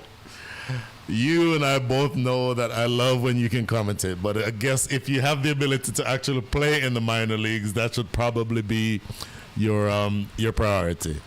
But really good to have you. In fact, before we even get started, I want to ask you, as we see here, the view from the northern end of the ground looking towards the highway. But I do want to ask you, Pratir, what's been your experience so far playing in the minor leagues this year? It's definitely been a step up, especially from age group cricket. Even the highest standard of age group cricket to minor leagues is very different because you have all these international stars coming in, which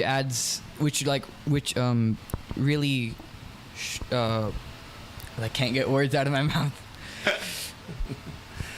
You are allowed, since you are, after all, these days a professional cricketer. But I can tell you, and by the way, for those of you who, or those people who don't know who you are, number one, say exactly how old you are, and then let everybody know exactly what your experience with cricket is so far. Also, my name is Pratir Mehta, as if he said. I'm 16 years old. I currently play for the Chicago Tigers minor league team. And I've been playing cricket since I was about 4 or 5 years old. Really just loved the game ever since. And just enjoy playing it and doing anything regarding the game. I just love it. As we see here, the view on your screens from the highway end looking northward, you see the sign in the bottom right-hand corner, Prairie View Cricket Complex, and of course the great Field 5 from where we're commentating right now. And just to the bottom right-hand corner there, you'll see just a really short idea of where we're sitting. There in that red building to your bottom right is exactly where we're located here in the commentator's booth. In the meantime, we are about to continue here on the field of play. It appears as though Nasir Jamali will be the bowler coming from the forest end to take things up for the Dallas Mustangs. And I think Dallas, when they won the toss and decided to bat, and Captain Sujil Gowda had no hesitation whatsoever in choosing to bat first. I think they would have been looking for a score much higher than what they ended up with, 122. Yeah, definitely. You'd think batting first, especially in a T20 game, no matter how the pitch is acting, you want to get closer to 150. 150, I'd say, is probably a minimum nowadays in T20, no matter the surface. And Dallas, with a very subpar total, 122 for 8.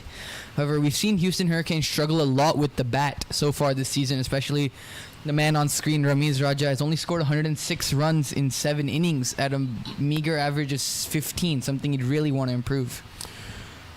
I think it's interesting, and I mentioned this in the first innings, where the Houston side just looked to be very unsettled, and where it did not appear to have been the case that everyone knew exactly what their roles are.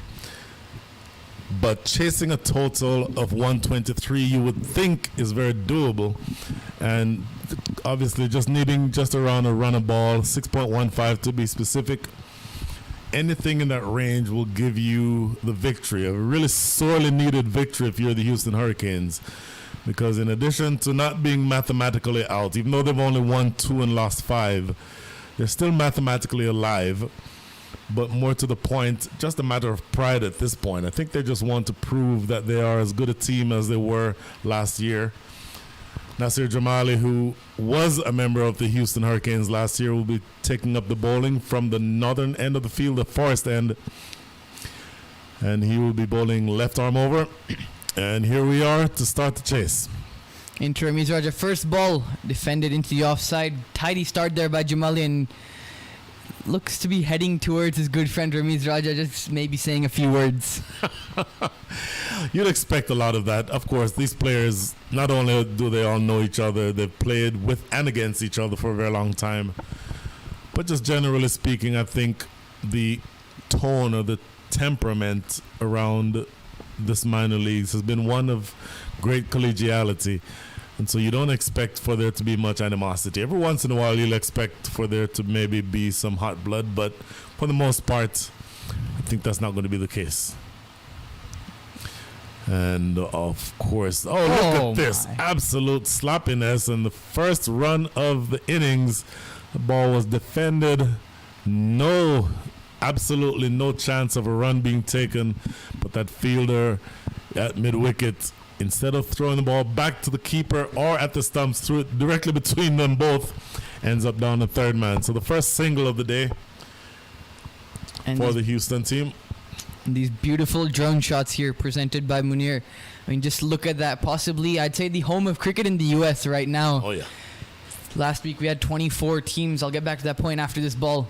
First ball into Munib.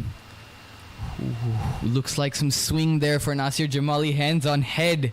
This Munib just manages to squeeze it out into the leg side. Nasir Jamali, the left arm over action, generally looking to swing that ball back into the right-handers.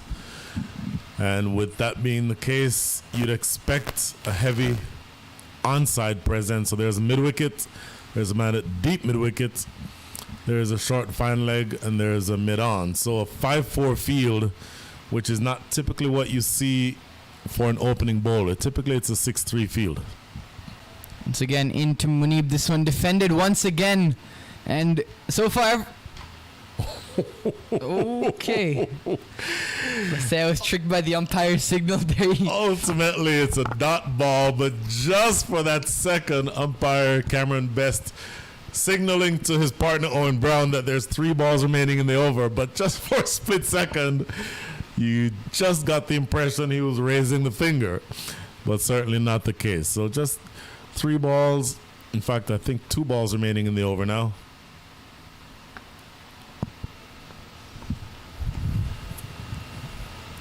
This time much fuller for Jamali. Just pushed to short cover. Munib started off the season against this very team with 95 not out. Really announced himself in the minor leagues. First time he is playing. And since then he's struggled a little bit for consistency. However, on his day we've seen how destructive he can be. You're exactly right. Scored 95 in that first match. A few weeks later, his next highest score was 46. So, and bearing in mind that 95 was on an artificial wicket, so I think he still has a little bit to prove in terms of being able to produce on a surface such as this one. So an outside the off stump left alone, and it looks like it will be called wide. First extras here conceded by the Dallas Mustangs, and so far they've been pretty tidy, both teams, with that type of stuff. We did see Ashley Nurse struggling a little bit for control earlier, but other than that, it's been pretty tidy by both these sides. Pretty tidy. Going back to the Dallas innings, just 11 extras being conceded in that innings. You'll take those if you're Houston. And then that just last delivery was the first extra conceded by Dallas. Oh, tossed up, almost like an orthodox spinner with that delivery. Just defended into the offside for no run. So a relatively sedate start here for Houston. But again, they do not need to go hell for leather. All they'll need to do is go at around a run a ball, and they would win this match. And that's what they'll be telling themselves. 2 without loss. We'll be right back.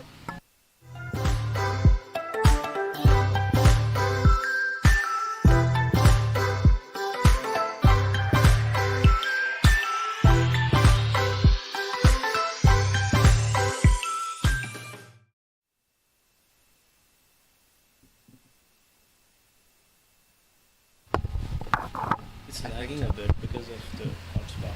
Oh, fantastic scenes again. This is Munir Majid working his magic with the drone cam. Again, the view from the highway end. Beautiful panoramic view of field 5, the westernmost field, and generally the best field, I think, here at the Prairie View Cricket Complex. In the meantime, taking up the attack from the highway end is the great Bert Cockley. Into Ramiz Raja. Never mind. Looks like there's something that seems to be bothering Ramiz Raja at the moment. Not quite sure what it is. Looks like possibly a towel that Bert Cockley may have had, or some sort of white object on him, which Ramiz didn't want him to have.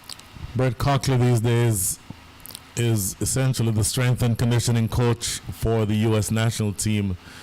But in his day, and I'll get back to him shortly after this delivery. Oh, never mind. In his day, even right now, he seems to be quite quick. That one straight into the grill of Ramiz Raja. What I started to say was that in his day, when he was fully healthy and a 20-something-year-old, was actually the second fastest bowler in Australia behind Brett Lee. So tremendous pace, even though injuries essentially ended his career prematurely. And as recently as a couple of years ago, he was just a coach. These days, he's healthy enough to go out there and turn the arm over. And you can see, just based on his first delivery to a perfectly capable batter, Ramiz Raja, gets that short ball up into the grill, top-edged off the bat into the grill of Ramiz Raja. So he certainly has a tremendous amount of pace, even though he is right now much slower than he used to be. But a tremendous bowler in his own right. And Ramiz looks a little bit shaken up at the moment. In a player of his class, you wouldn't think he'd get shaken up at all. Let's see how he responds to Bert here.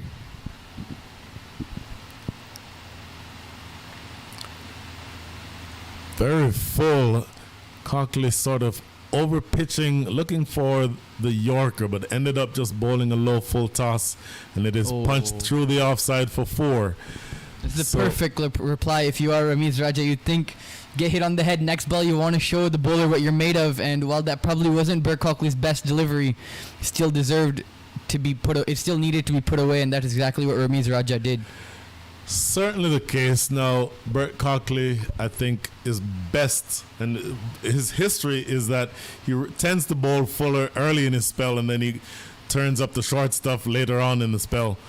Another foolish delivery and driven thick outside edge, really, trickling down to short third man for a single.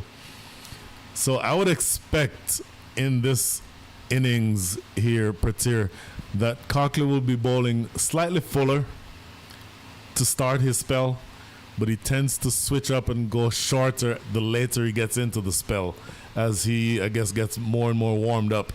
Having said that, his very first delivery was a short ball aimed at the grill of Ramiz Raja. That might have been related, in fact, to the fact that Ramiz Raja asked him to remove the towel. That might have had something to do with it. It's time into Munib. First ball is on a length, played down to backward point. No run there. It looks like Nosh Kenjige, who's very, very good in that region, possibly one of the best fielders in the USA side. Worked a lot on his fielding in the last 2 years, and that's really helped him secure a spot in that ODI team of the USA. Absolutely. And so now as we go through this chase, it's sort of an interesting chase. They don't need to go hell for leather, but they also don't want to be tied down. So the current run rate is 4.2. They need to be scoring at 6.3 from here to win. Oh, brilliant looking drive, but not really placing it well, just straight to that man in the covers. So last ball coming up here in the second over. Cockley so far from his 5 deliveries has conceded 5 runs. So if you're Dallas, what you're wanting to make sure is that you don't allow either of these opening batters, Munib Chowdhury or Ramiz Raja, to get off. And Cockley, I think, is more than capable of doing that. And so far, Munib has looked much more comfortable against Bert than he has against Jamali. And that one short, and for some reason, Munib is taking a foot. Okay then. Not exactly sure chaos. what the fielder at mid-wicket was doing there. That was that appeared to be Sahib Malhotra. Very easily would have fielded that ball, and had he not thrown it, it would have yielded nothing. It would have been a dot ball. As it is, he gives away an unnecessary single. So that is the end of the second over. At the end of 2, score is 8 without loss. वक्त आ गया है Lakshmi basmati rice को घर लाने का। Lakshmi extra long basmati rice, इसका हर दाना हो इतना लंबा, पकते हुए महके और प्लेट पे क्या खूब खिले। हाँ, मेरे घर लाने का। As a reminder, we're pleased to bring you the 2022 Toyota Minor League Cricket Championship presented by Sunoco. Our official sponsor of the tournament is DAFA News. And such a pleasure to have these big names lending their credence and their resources to us to bring these wonderful matches to you. Nasir Jamali continuing the attack from the forest end. Defended by Munib into the offside, and at the moment I do feel Houston Hurricanes are trying to figure out possibly the pace of the pitch. I mean, we saw it was a little bit on the slower side in the first innings, and at the moment Munib 1 off 8 deliveries, probably something he would need to catch up on his scoring rate.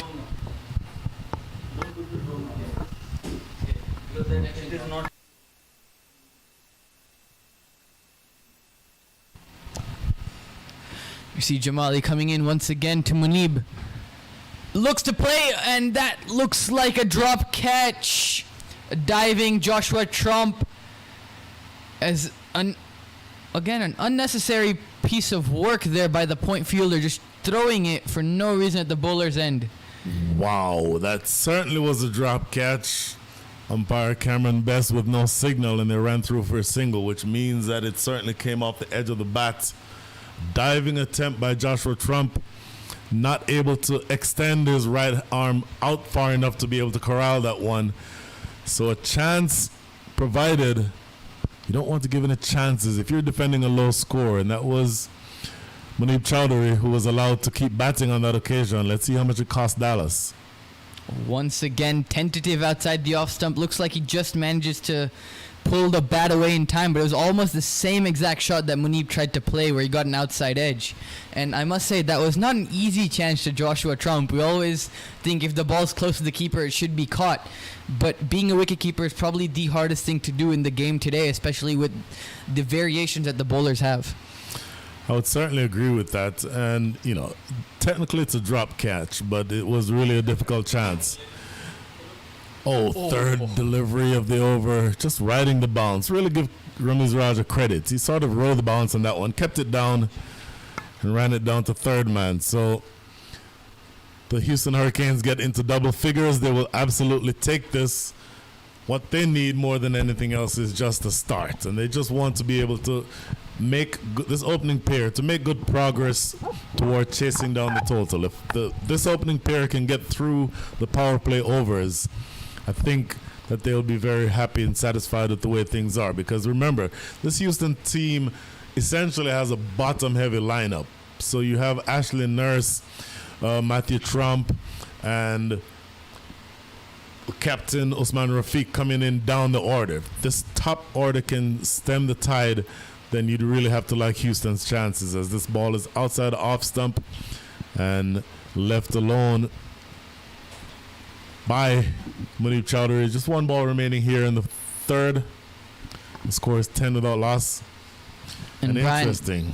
I have to ask you, how much will Saqlain Haider come into this game, as we have three frontline spinners, I do believe, in for the Dallas Mustangs. We'll come back to that after this ball. Into Munib, flicked away, and it's running away past Burt Cockley at short, fine leg. Much needed boundary there. Nasir Jamali just straying in line down the leg side. Neatly flicked by Munib, and maybe this will jumpstart his scoring. Absolutely. So flicked away for 4, first boundary of the innings. At the end of 3, the score is 14 without loss.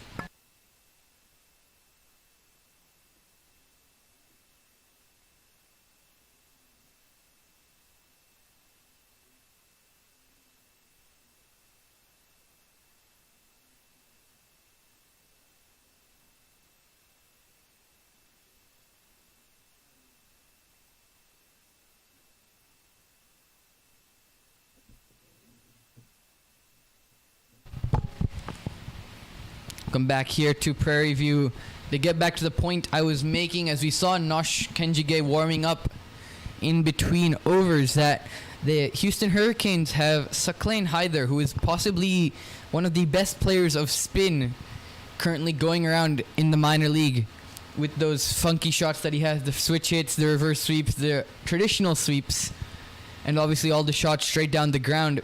And with the likes of Nosh Kenjige and Ali Sheikh both turning the ball in, along with Adnan Haroon and Sahib Malhotra, who may get a ball. It's Cockley in again, and this is cut away fiercely. Oh, what a shot. Very ordinary delivery by Cockley. Short and wide outside off stump, and Ramiz Raja pouncing all over it, cutting it away for 4. Tremendous shot. 2 consecutive 4s now, the last 2 deliveries, and Houston looks to be on the charge.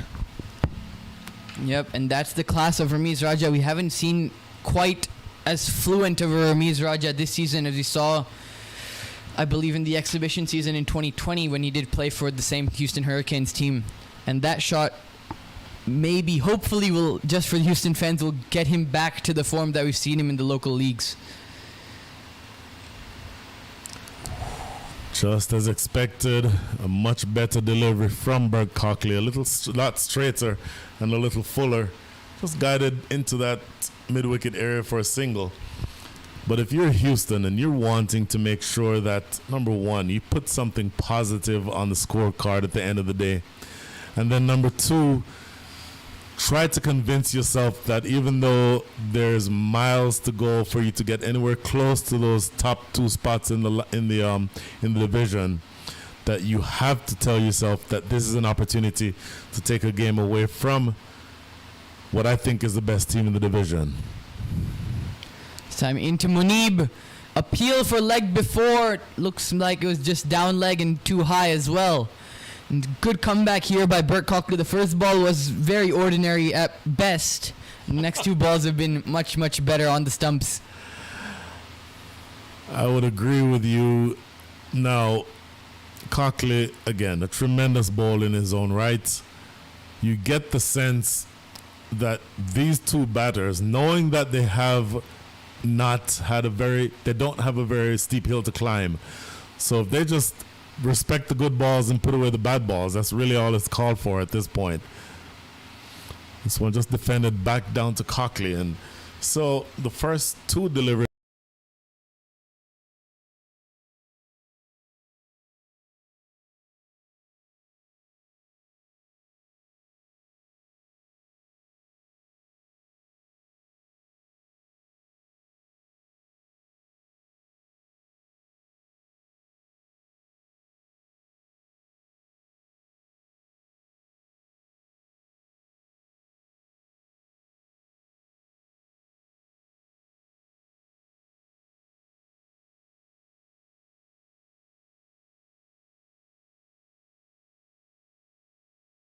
It was a no ball. Oh my goodness. I was wondering why there was no celebration.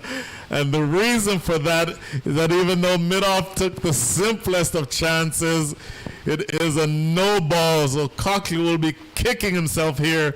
Should have had a wicket. But as it is, the delivery that was lofted right in the air into the captain's lap at Midoff only results in a single because Cockley overstepped, and this next delivery is going to be a free hit. That to the more dangerous Ramiz Raja, not someone you want to bowl a free hit to. Not that you ever want to bowl a free hit, but you definitely would rather bowl a free hit to Munib Chaudhary in this instance. Well bowled there. Wow. It's a really, really good comeback ball there by Bert Cockley, full in the block hole. That is an impossible delivery to score off of. So Cockley will be kicking himself for having bowled that no ball, but I'll tell you, if you're going to bowl a free hit delivery, that's exactly what you want. For the typical fast bowler on a free hit, you're either going to see that delivery or you're going to see the most vicious bouncer that he can bowl. On this occasion, Cockley himself bowling about the best Yorker that you can hope to see. Here he is again. To Ramiz. Looks like a slower delivery. Pace off. Quick single taken. They're home quite comfortably in the end. Fielders are on the 30-yard circle. And at the end of 4 overs, it is 22 for no loss. The Houston Hurricanes going pretty steady in this chase of 123.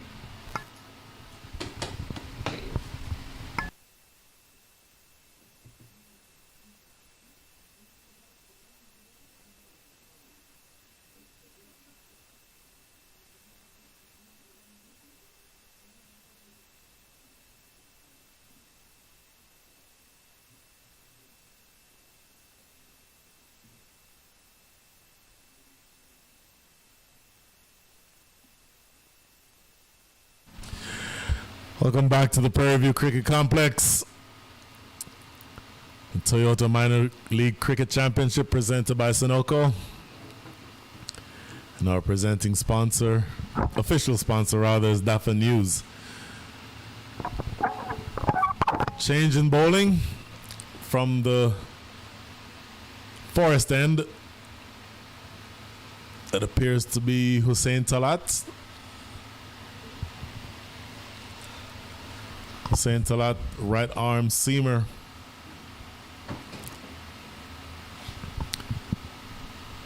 .22 without loss. Pratir View, Houston, you're very pleased with the way that this chase has started.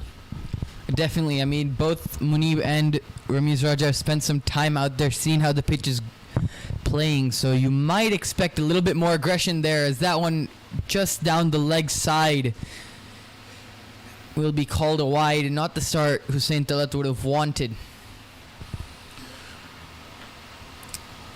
But coming back to what I was going to say, you might see a more aggressive Ramiz Raja and even Munib, 7 or 14. You may expect them to really try and up the scoring run rate at least a little bit. These last 2 overs of the power play, only 2 people outside the inner ring.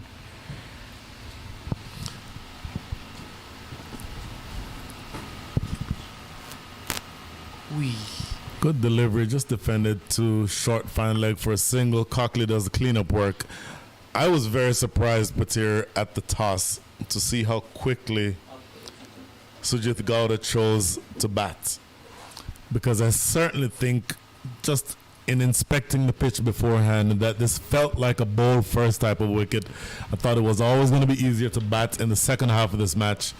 And so I was very surprised for them to have made that decision. But I think you're starting to see the pitch calm down just a little bit. The conditions are a little bit easier to bat. An appeal for leg before there. Munib gets home another good throw. For some reason, the Dallas team has a knack of hitting the stumps, possibly not when they need to.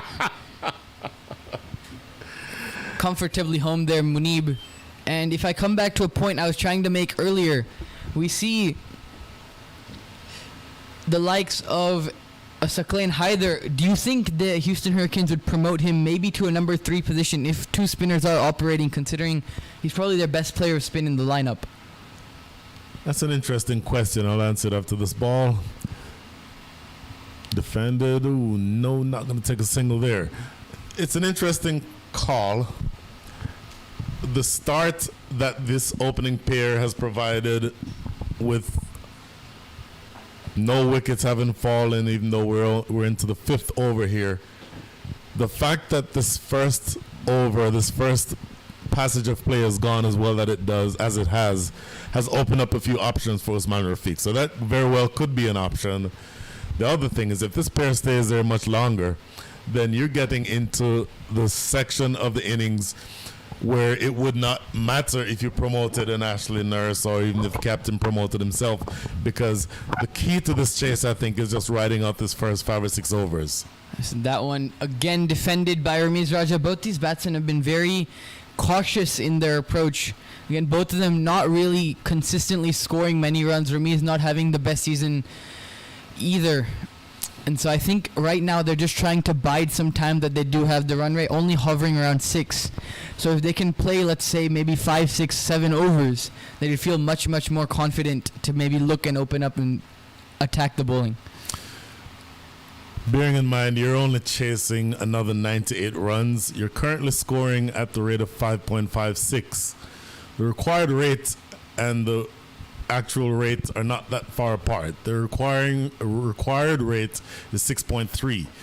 So you're right in the chase if you're Houston. You just need to make sure that you're continuing to move things along. Underhanded throw, that would have been very close. A direct hit would have been interesting. Umpire Owen Brown would have had a decision to make.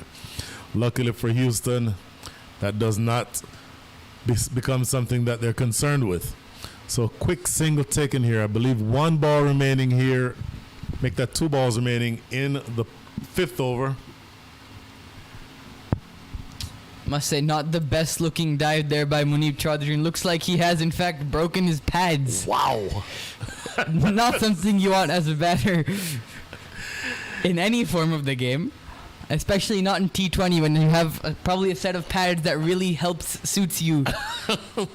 Which you really like, and looks like they're going to need to run out a new set, so we will have a minor interruption. Just a break in the action. And while we have the break in the action, just a reminder that you can follow us along on our social media channels on either YouTube, Facebook, or Twitter. Just go to each of those apps on your phone and search Minor League Cricket. Twitter in particular is at MILCUSA. And Twitter, I think, is the way that if you wanted to get in touch with us for any reason, maybe you have a question that you needed to have answered, maybe you have feedback on the broadcast so far, we'd be happy to hear from you. So yeah, just that little bit of interruption rather. That very adventurous dive by Munib Chaudhary resulting in this delay. You're exactly right, Pratir. I think he actually broke his thigh pads or his batting pads, which is not easy to do. Maybe that strap became detached from the rest of the pad. Obviously a delay in the action because an umpire will not allow a player to continue playing if his protective equipment is not intact, which of course is the right thing to do, and umpire Owen Brown would know that. I don't think the batter would like it much either. This is true. I mean, you'd think same thing applies with the bat. If a bat's broken halfway down the middle, you don't want to really play with it. No, same way. Prefer not. If you have one pad that's perfectly fine, then the other one which you only have one strap on, I don't think that would be quite comfortable batting with. So just again with this little delay, looking at the way that Houston's matches have gone so far this year, I think it's fair to say that they would have not wanted to, or they would have wanted to have had better returns that they've had. First time they played the Mustangs in the first game of the season, they lost that game by 4 wickets. They batted first and scored 204. But the Mustangs chased that down, I believe, in the last over of that match. So Houston looking to gain some measure of revenge here. Here's Talat. This ball worked into the onside for a quick single.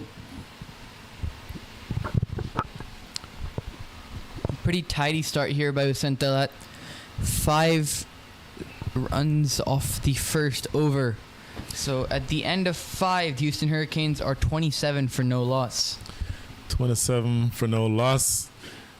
And after a short interruption, the next voice that you will hear joining me on the broadcast will be the great Mustafa Himani.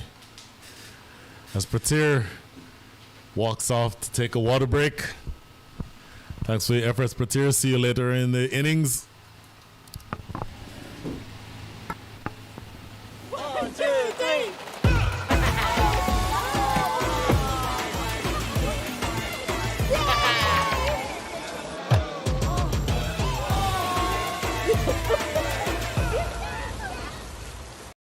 Starting with the most experienced left-arm spinner from the highway end, Nosh.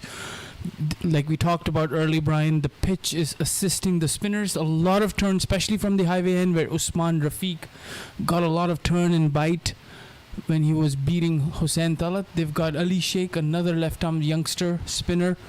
Then they've got the two leggies, Adnan Haroon and the tall Sahib Malhotra. So this will be a very, very challenging. I think the first task they can check it off from their list is not losing any wickets, and this is what exactly these two did. Luxury of chasing a small target on a tricky pitch. They want to conserve wickets and then go after. And 122 chasing, 27 without loss, 5 overs. Still one more over of power play and the spinner comes in. Oh my, right away Nosh Kenjige causing a little bit of trouble. That genuinely was a thick outside edge. And Mustafa, you nailed it. You're chasing a relatively low total. My first question would be, why is there not a slip in position? Yeah, again, that's a good question. And that's Nosh is a very experienced bowler, and he usually sets his own field, and it's probably his thinking that he needs to bowl a few arm balls and again try to tuck it for a single. Not responded well by Munib at the non-striker end. A good opening combination here with the most experienced Ramiz Raja Jr. He hasn't really fired yet, but and then Munib Chaudhary, a couple of very good knocks. The first one against the same opponents in Dallas, scored a brilliant 97.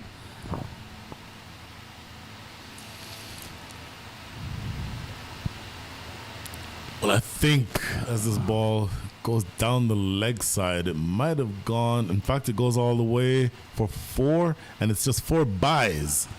And so a little bit of turn on that occasion. I was about to say, as 4 extras go to the total, that I think Houston is about to face a baptism of spin. And that can give you a good idea of what the pitch is doing, especially from this end. And a lot of turn deceives the youngster. Joshua Trump also not very easy to keep against quality spinners, and 4 byes. And again, Houston Hurricanes would welcome these kind of extras as long as they can conserve. And this one pitched full, driven towards the long off for a single, and it's going to be very testing for this youngster Munib. He likes to go after his strokes. One thing to consider, with all you just named all the spinners, at least 3 of those 4 spinners that you named are turning the balls away from right-handed batters, which is, I think, a significant advantage that Dallas has. So what becomes even more important if you're Houston is to make sure that you're continuing to pick up the singles when they become available. And it was an interesting point mentioned by Prathir early on that, in fact, all 4 spinners spins it away from the right-handed batsman. So batters like Saklan Heather and Sohail Tanveer, the 2 lefty batters in the lineup, they might have a role to play. So far, the batsman padded up is Zenith Fowler. Good delivery. That one's staying just a little bit low. So a couple of oohs and ahs in this over. 6 runs coming from it, 4 of which were byes. So that will definitely keep the Dallas Mustangs interested. At the end of 6, the power play is over and dusted. Scores 33 without loss.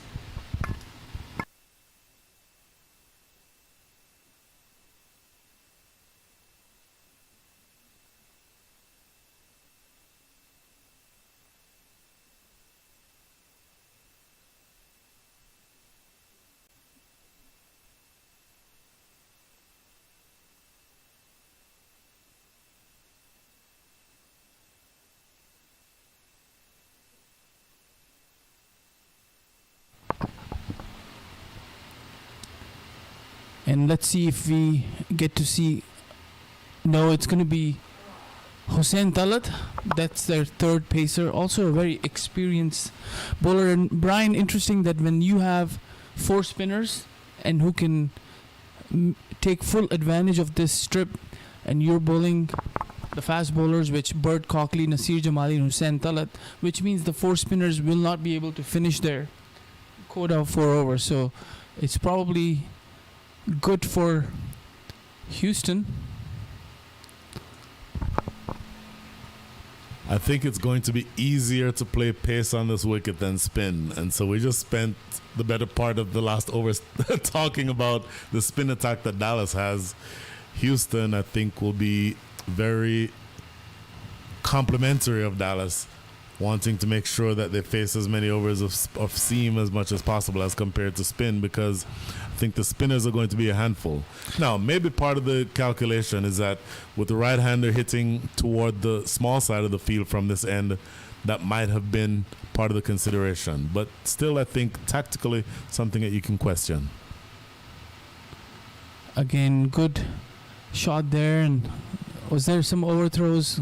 Goes all the way, and yes, there will be overthrows, and this is at least the second occasion in the Dallas fielding where they've given overthrows. And another point for that, Brian, is from the highway end, you're seeing ball turning a lot, and they might want to use spinners from that end versus forest end, where Pacers have seen some wickets. You saw Trump taking 2 wickets, Ilias taking a wicket, so they might have observed that in the first inning, Dallas Mustangs, and might have made a strategy to use from this point on Pacers from the forest end and spinners from the highway end.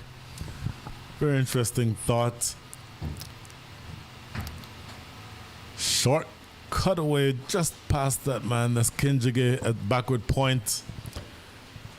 Another single. If you're Houston, you're perfectly happy picking up these singles, because the overall run rate at which you're scoring right now is 5.54. The required rate is 6.44. So you're right in range.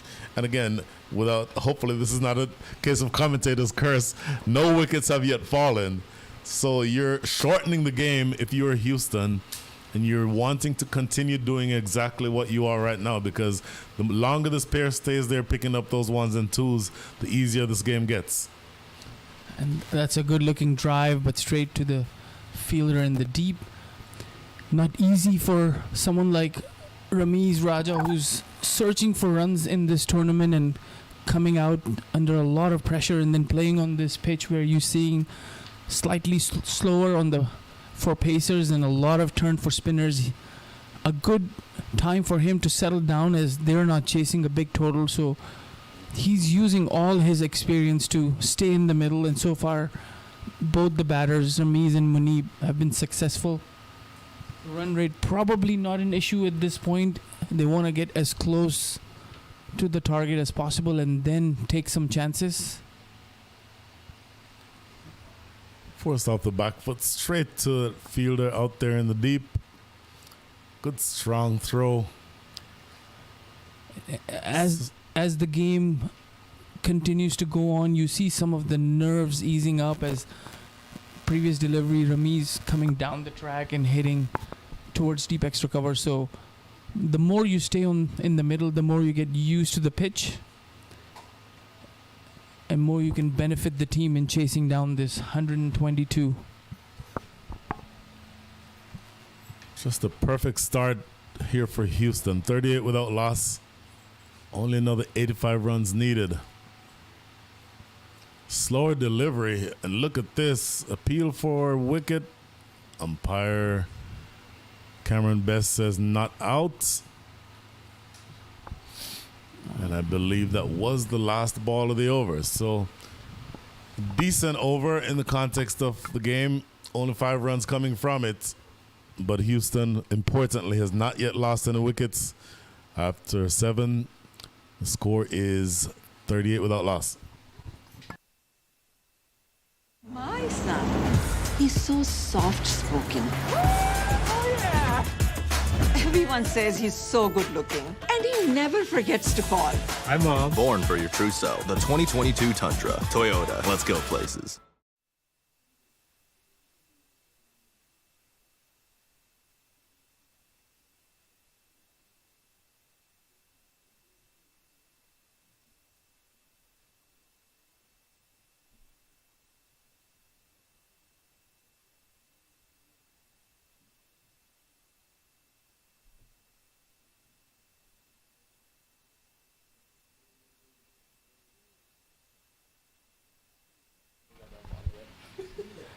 All right, as we continue with Nosh coming in from the highway end, making some field adjustments as the first over he bowled was in power play. This time he can take a few more fielders outside, and look at that, Brian. Right away, slip is in place. Apparently they're listening. No slip during the power play over, and now a slip. I think it's recognition of the fact that they need to take wickets. And you're not going to win this game if you're Dallas, I don't think, by not bowling out Houston. So you have to take wickets. You have to put yourself in the position of creating chances. And just as I say that, that slip fielder who was there for one delivery now drops back to short third man. So curious tactics for me. Not exactly sure what's trying to be accomplished here. That is a great delivery. Not easy as Ramiz Raja trying to make sure that he stays in the middle for his team. And Nosh, a very, very experienced bowler. He's bowling a good line and getting a lot of spin. So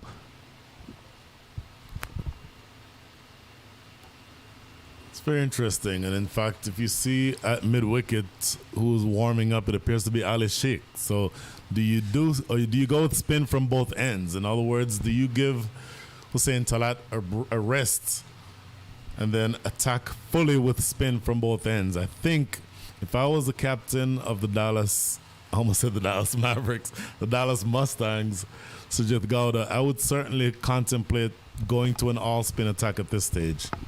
that's right, especially when they have Ali Sheikh and Adnan Haroon Sahib Malhotra as Nosh comes in. Quicker delivery.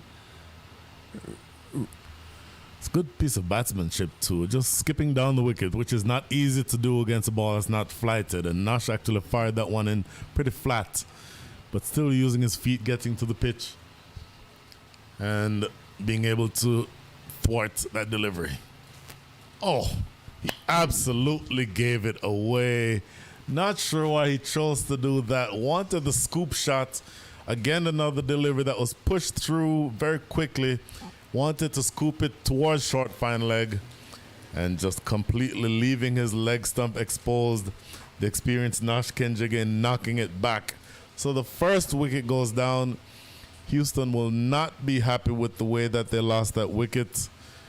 And that's what the dot balls can do to you. The dot ball pressure. 3 dot balls, and Ramiz wanted to get a single, wanted to rotate, get some runs, tried to play that scoop shot, misses it, and gets out. So first wicket down for Houston Hurricanes.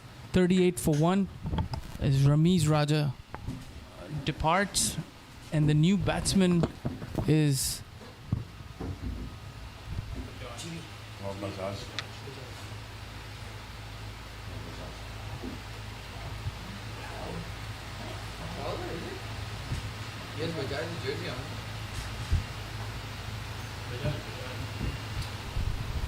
the new batsman is Gaurav Bajaj.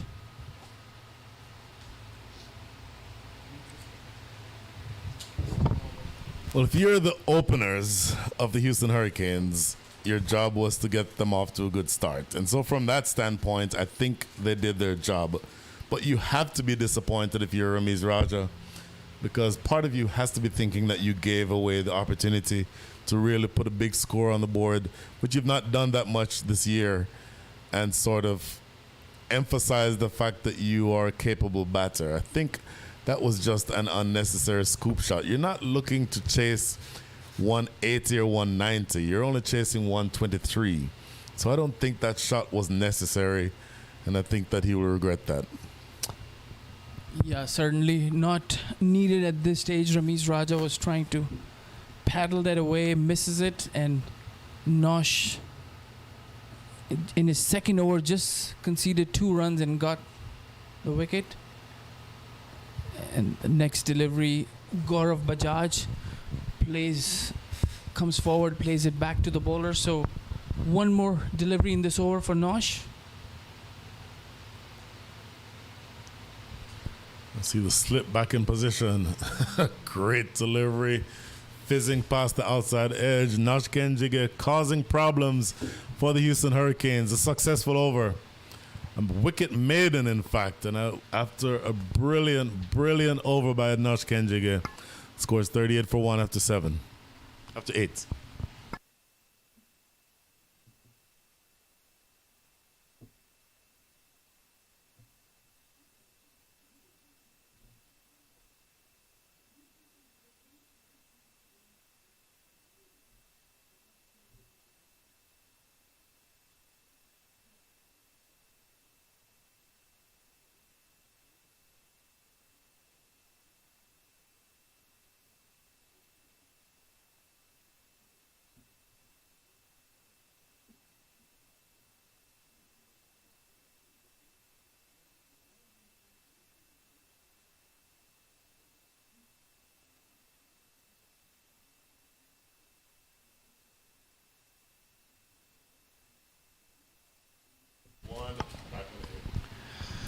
So intense disagreement here in the commentators' booth as to the approach that the Houston Hurricanes need to take from here.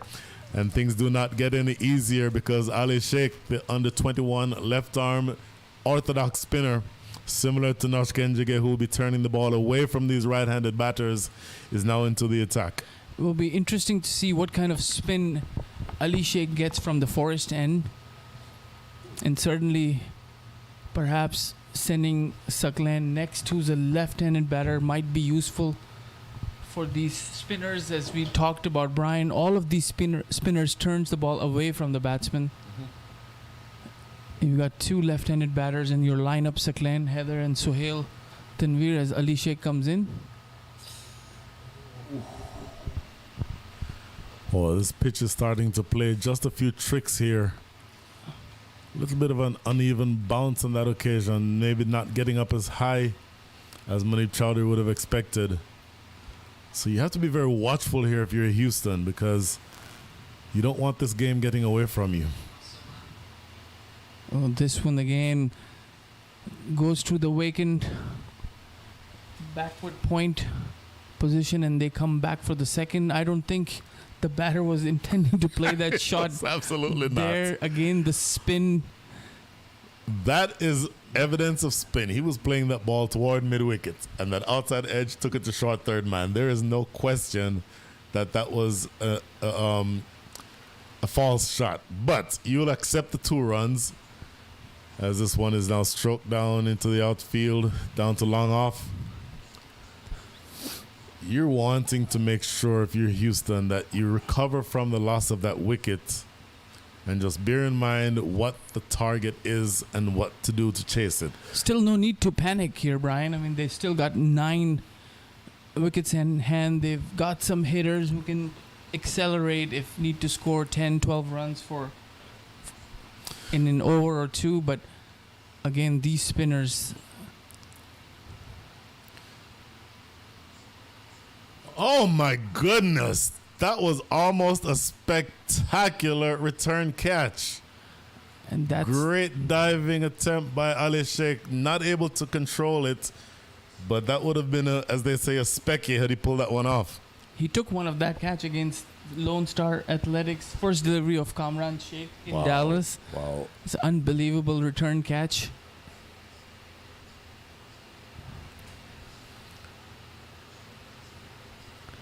Huge hit into the outfield, goes all the way for 6. And that's a good shot. And that's how you take the challenge. Pitched up and not thinking too much about the spin, the turn. It was in the arc, see ball, hit ball, cricket.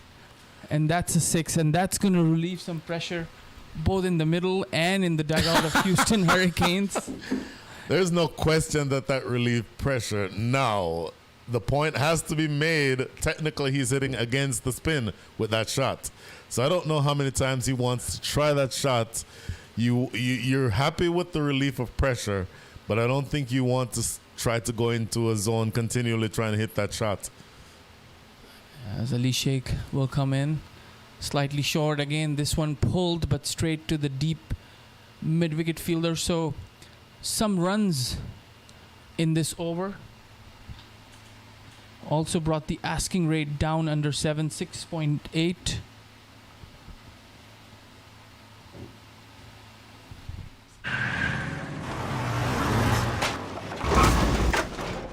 What's up, Doug? What got into you? At Sunoco, we know how to fuel peak performance. Fuel your best.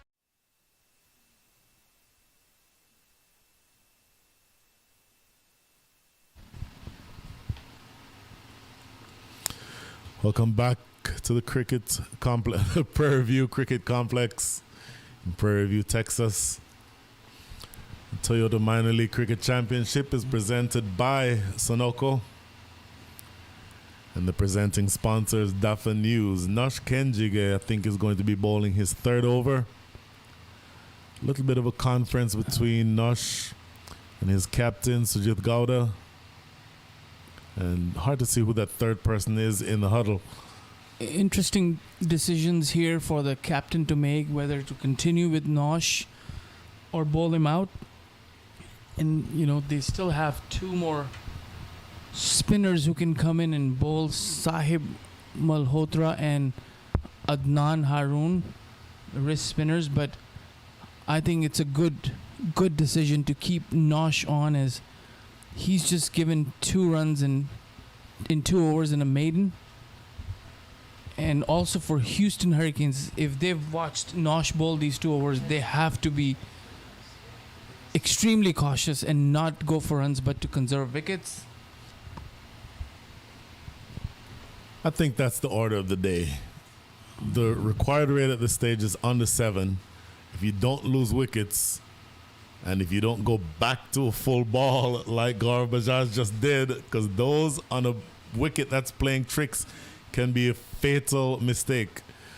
But if you just maintain wickets in hand, you have the hitting down the order to be able to make up any deficits. Again, this one came forward, tried to drive that ball, and then a good piece of wicket keeping there by the youngster Joshua Trump. Always takes the bails off. A lot of work for umpire Cameron if you are doing your leg umpiring job on this wicket keeper.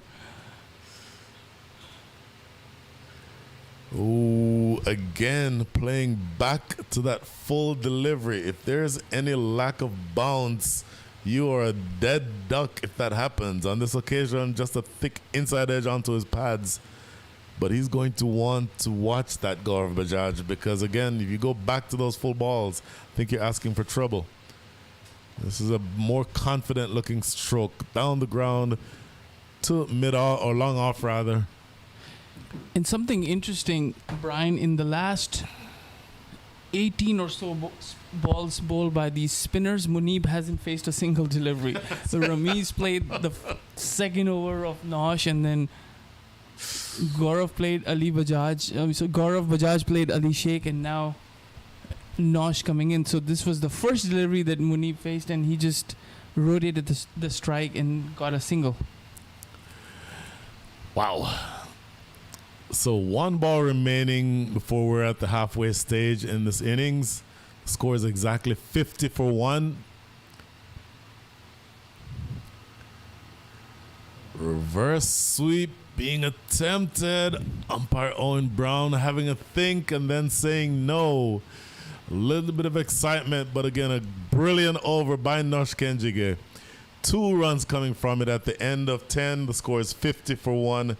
And after a short break, Mustafa Imani will be joined by Pratir Mehta. Took that last corner pretty quick. Sir, I need 1 hand on the roof, 1 hand on the pump. Timeout for Sunoco Go Rewards. Keep pumping. With new Sunoco Go Rewards, when you fuel, you save, because rewards come first.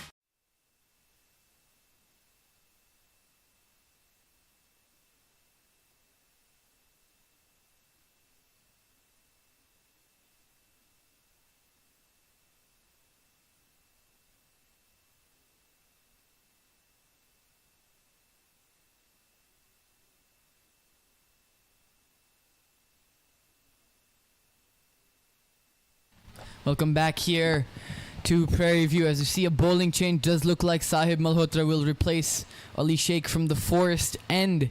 And we were talking about it off air. Only 50 runs in the first 10 overs. And now that required run rate is above 7 runs and over, which may not seem much for a T20, but this pitch is really up and down. Yeah, 7.3, the asking rate. If I was Houston, I'd be, I guess, okay with the situation. With 9 wickets still, at 73 runs, still a lot of runs, but they've got a lot of good batters still to come.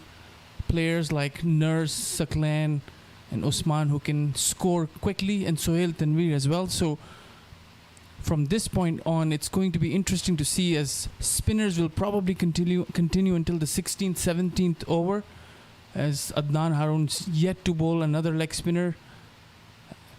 A lot of spin and turn on offer from the highway end. Didn't see the same kind of turn and spin bowling from the Forest end. But this Sahib Malhotra, he poses a new challenge, Pratir. Yep, it's He's tall. One we haven't seen before, leg spinner. That first ball, Munib looks to go, and that is a huge hit.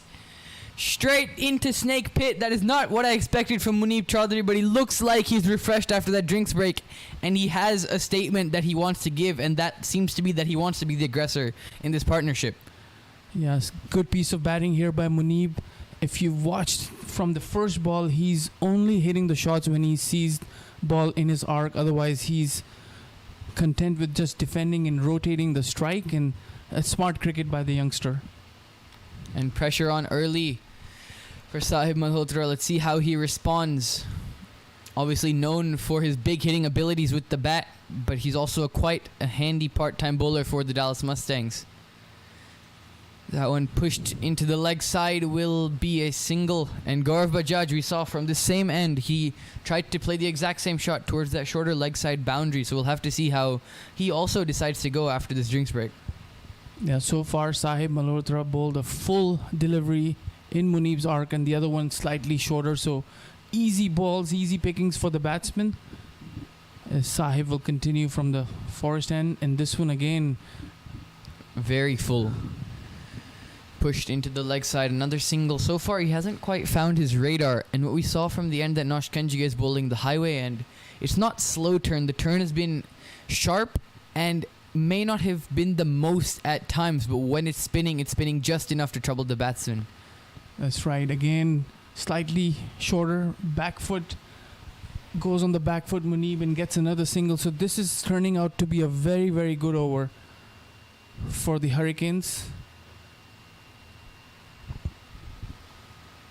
Into Munib once again. This one full. Munib swings it away towards the leg side. Or that is Gaurav Bajaj, in fact. And that is another 6. Sahib Malhotra still not finding his radar. And at the moment, this is exactly what the Houston Hurricanes needed. That's right. And this is the kind of over that kind of changes the momentum, swings the momentum. And this is exactly what Houston needed. An over that can swing the momentum on their side. And this so far has been the case. First 5 deliveries gone for 15 runs with 2 sixes. And 1 6 each by the 2 batters, Gaurav Bajaj and Munib Chaudhary, and a lot of work by Dallas Mustangs. They might bring in Adnan Harun from the other end, or they might just finish Pratir with Nosh and try to get that 1 or 2 quick wickets in the last over. Many things to ponder for Dallas. Sahib comes in, looked like that was a seam-up delivery. That one pushed into the leg side, will only be a single. And it's a very, very good over here for the Houston Hurricanes. 16 off that over. So at the end of 11, the score is 66 for 1.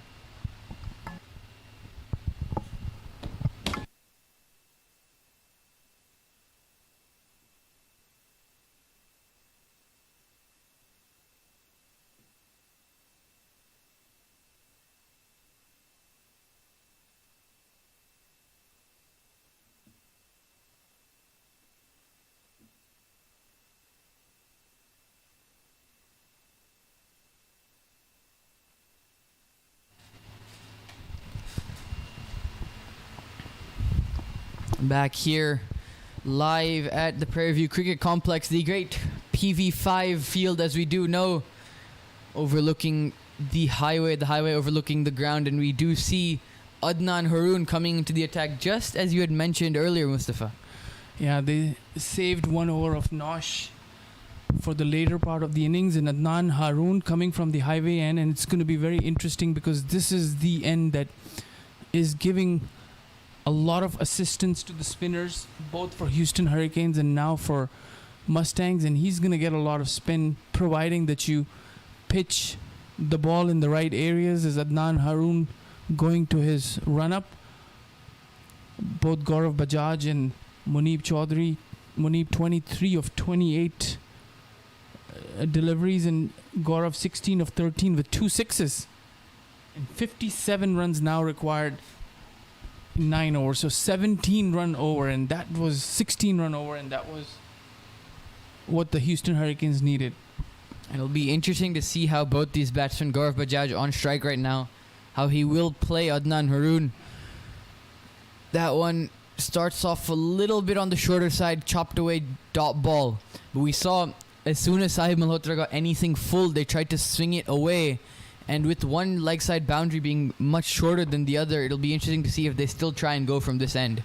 And not a lot of options now remaining for Dallas Mustangs. Will they go for the more experienced Hussain Talat or Bert Cockley or Nasir Jamali instead of a spinner from the forest end, or will they continue with Ali Sheikh or Sahib Malhotra? It's full, driven down the ground, will only be a single. And so far, GB not happy with himself. So far, tidy start by Adnan Haroon, 1 run off the first 2 deliveries, and you'd hope, if you're a Dallas Mustangs fan, that this is a good spell by Adnan Haroon. That one short, cut away to deep sweeper, will only be a single. And if you are, as I was saying, if you are the Dallas Mustangs, you'd hope that Adnan Haroon gets his straps and he can actually bowl a good spell to complement Nosh Kenjige, who's only conceded 4 runs in 3 overs and got a crucial wicket of Ramiz Raja. Ooh, that one keeps a shade low. GB hits it to covers for another dot ball. So far, good, tidy over by Adnan Haroon. Can he close it out? And again, interesting contrast and comparison between these spinners. Oh. Hit back very hard. And there should be a run out. Oh. Not quite sure what Adnan Haroon was doing there. Possibly the ball was just close enough to the stumps where he didn't want to touch it. But Muneeb Chaudhary was really, really struggling to get back to the bowler's end there. Yeah, it was a good return throw by Ali Rana in the deep, but perhaps Adnan Haroon didn't think that he had enough time to catch the ball. He let the ball go through, and this one is swept, but straight to the fielder. So not the same kind of spin and bounce for Adnan. Easy pickings again for Houston. They got 5 runs and in this over, so 71 for 1 after 12.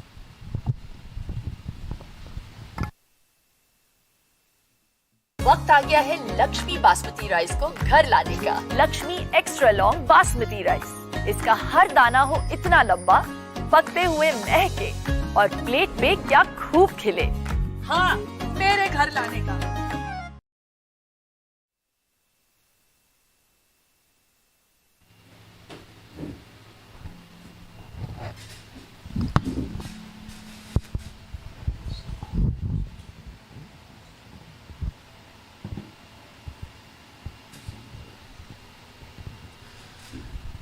We were just talking about it, that what options would Dallas Mustangs go for, and they've decided to go with the pacer Hussain Talat.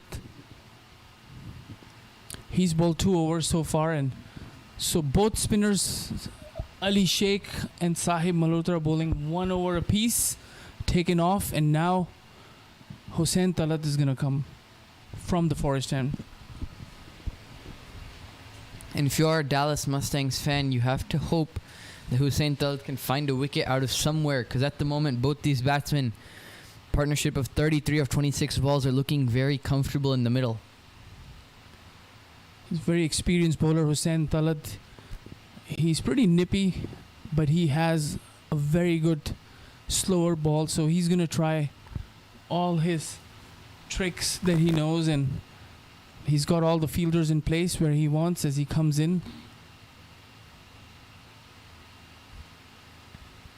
Into Bajaj, and Bajaj a weekend early into his shot. Looked like a slower ball there from Hussain Talat. Didn't get up as far as Gaurav Bajaj expected, and he also played the ball 2 days before it arrived. And this is exactly how Ilyas bowled the last over. He smartly used the pitch. He bowled in the pitch and let the pitch do the magic, and this is exactly what Hussain Talat is doing. Slightly short. He was trying to pull that, but slower ball and didn't get hold of it.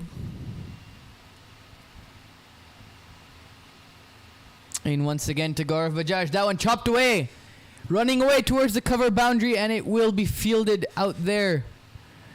Kept to 2 before a moment that looked like that ball was running away towards the boundary. And Gaurav Bajaj has really given this innings some intent ever since he came out. We saw those 2 big sixes out towards Snake Hill. And even now when Hussain Talat is bowling, the first ball he missed it, but he still had intent going into his shot. Something we had not seen until that 10th over.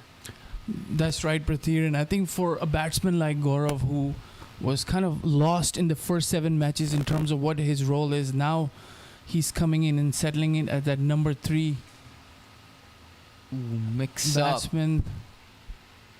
A slight mix-up there as Munib was probably more than halfway down for a single. He's still talking, not known to be a very animated person, but these 2 guys always ride together in the car, so he's probably talked the most to Gaurav. No harm done in the end. Gaurav Bajaj 22 off 21. That may not seem the highest of strike rates or anything, considering it is a T20. However, you see the scorecard from the other batsman. I'll get back to that after this ball. That one again down the pitch. Gaurav Bajaj again into the pitch by Hussain Talat. Just a single. Good over so far by Hussain Talat, using all his experience and even the pitch, as we saw Ilyas, you said, in the last over of the innings, really putting that ball on a length, letting the pitch do something. And he's got variations in his slower balls too. He's got a slower ball and a very, very slow delivery, and that's probably what it was. And this time Gaurav was ready. Coming back to what I was saying, we see Munib Chaudhary 24 off 29, even Ramiz Raja 22 off 25, if I'm not mistaken. Munib goes for a huge heave there. Not quite sure what the need was for that. Possibly just feeling the dot ball pressure. 24 off 30 balls, not been his most fluent innings, I must say. But even if we go back to the very first game of the season against Dallas Mustangs, Munib had a very similar approach. It was roughly about a run a ball, and then he really exploded towards the back end. That's correct. It was a very, very slow start in the first match of this Houston Hurricanes campaign, but then he came back strong as Hussain Talat continues from the forest end. And this one is driven to the mid-off, shy towards the non-striker end, and single there. And that's the end of the third over for Hussain Talat. 14 runs given, and Houston Hurricanes 75 for 1.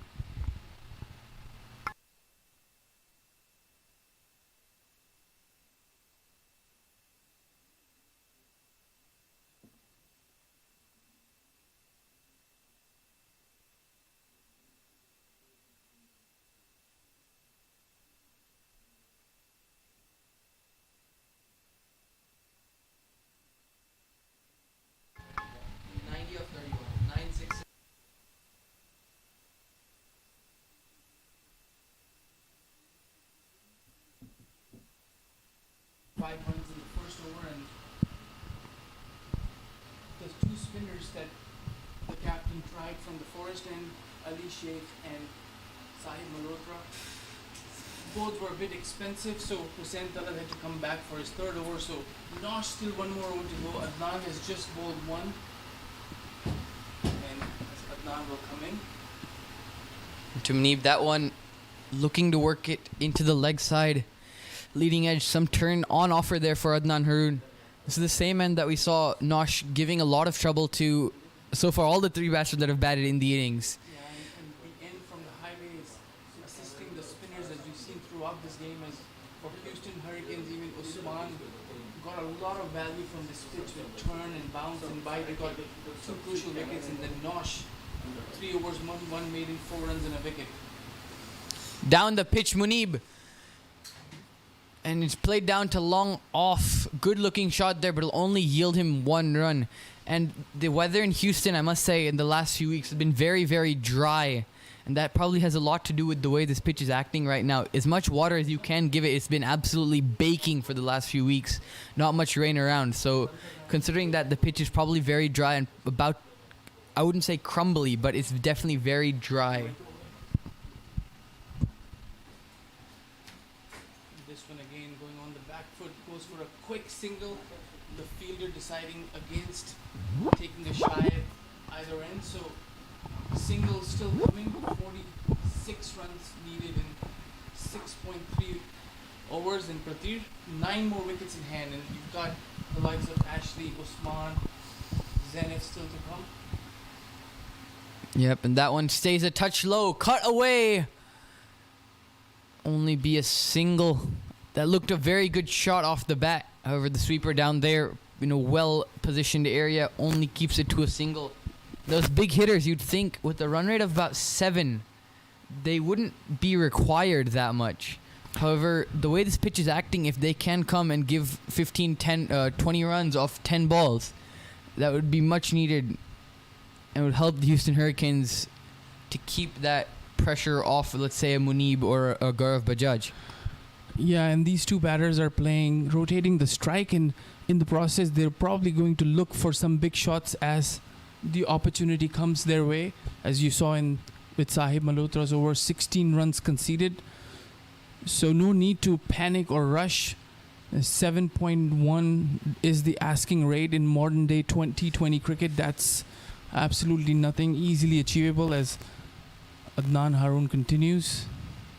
Well played there by Munib. That is a shy at the stumps. A direct hit may have been interesting. However, no harm done there. Tidy over once again by Adnan Haroon. His figures 10. No wickets in 2 overs. And at the end of 14, scores 80 for 1. 1, 2, 3.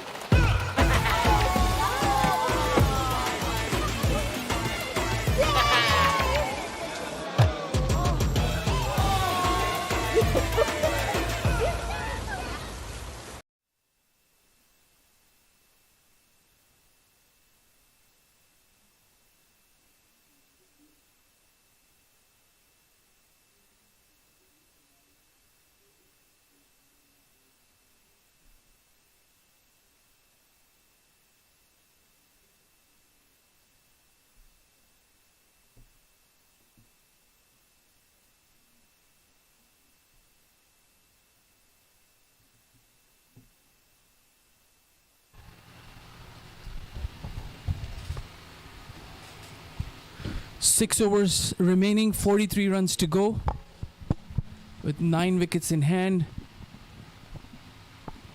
And Nasir Jamali replacing Hussain Talat. Just 1 over spell for Hussain Talat, possibly holding him back for the death here. I'm not quite sure why, as I feel this game would probably be over before the death, and that 1 over could really help them pick up a wicket and really change the complexion of this game. And for Dallas Mustangs, they want to take this game as deep as they can and then bring that 1 crucial over from Nosh still remaining, and perhaps also Hussain Talat. So a lot of strategies in play in the middle by both the teams. And as much as this game may seem over, 6 overs, 43 runs, 9 wickets in hand. This pitch is not easy to start on, especially when the spinners are operating. And it's not easy at all to have your big shots hit as soon as you come to the middle. So the spell will be very important by Nasir Jamali. That one, A big heave attempted once again by Munib. No run. Currently, these two have put on 42 runs in 38 deliveries, so a very good partnership as Gaurav walks towards the youngster Munib, gives him a few pieces of advice. And Munib still struggling, I'd say. 28 off 36 deliveries. That strike rate hovering around 78, which is probably not what you want in a T20, no matter how the pitch is acting. So for him, I think the role would right now be to attack, get as many boundaries as you can, and if your wicket does fall, it's okay, because you have the likes of Saqlain Haider and Ashley Nurse and Usman Rafiq still to come.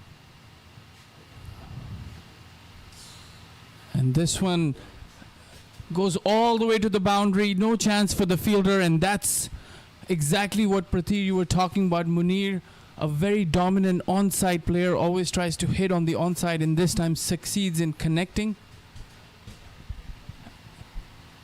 And hopefully that'll bring him some fluency. He still didn't find any after that 6 that he hit off Sahib Malhotra. Just been dealing in singles and dot balls, and so far only 3 boundaries hit. And you'd hope, if you're a Houston Hurricanes fan, that you can see more of those from Munib. Swings that down. Very badly timed. Will only be a single, and we do see this intent from Munib. So I think he's really thought that no matter what happens, I think I need to attack for the team and make sure this game doesn't go into the last 2 overs. Yes, just 38 more runs to get in 33 deliveries and 9 wickets in hand. So Nasir Jamali attacked the bowling from Dallas Mustangs in his 3rd over. 13 runs conceded, no wickets so far, and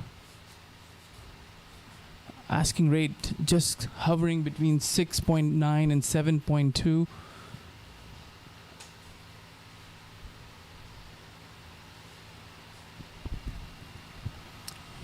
It's time into Gaurav Bajaj. That one lifted over covers.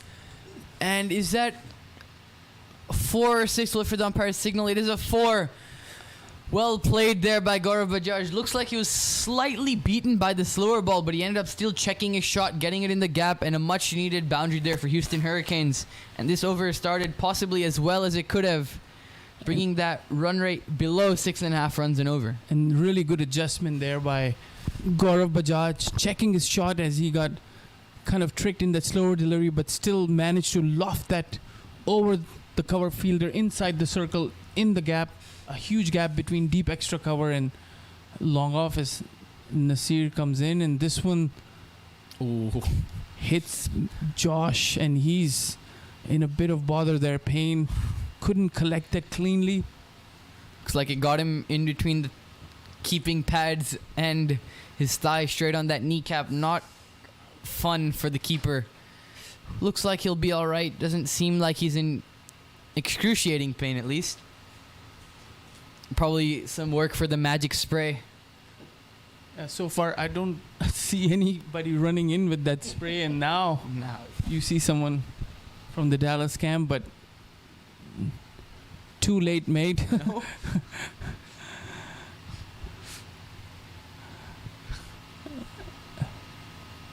Umpire Owen Brown and Cameron. Finally.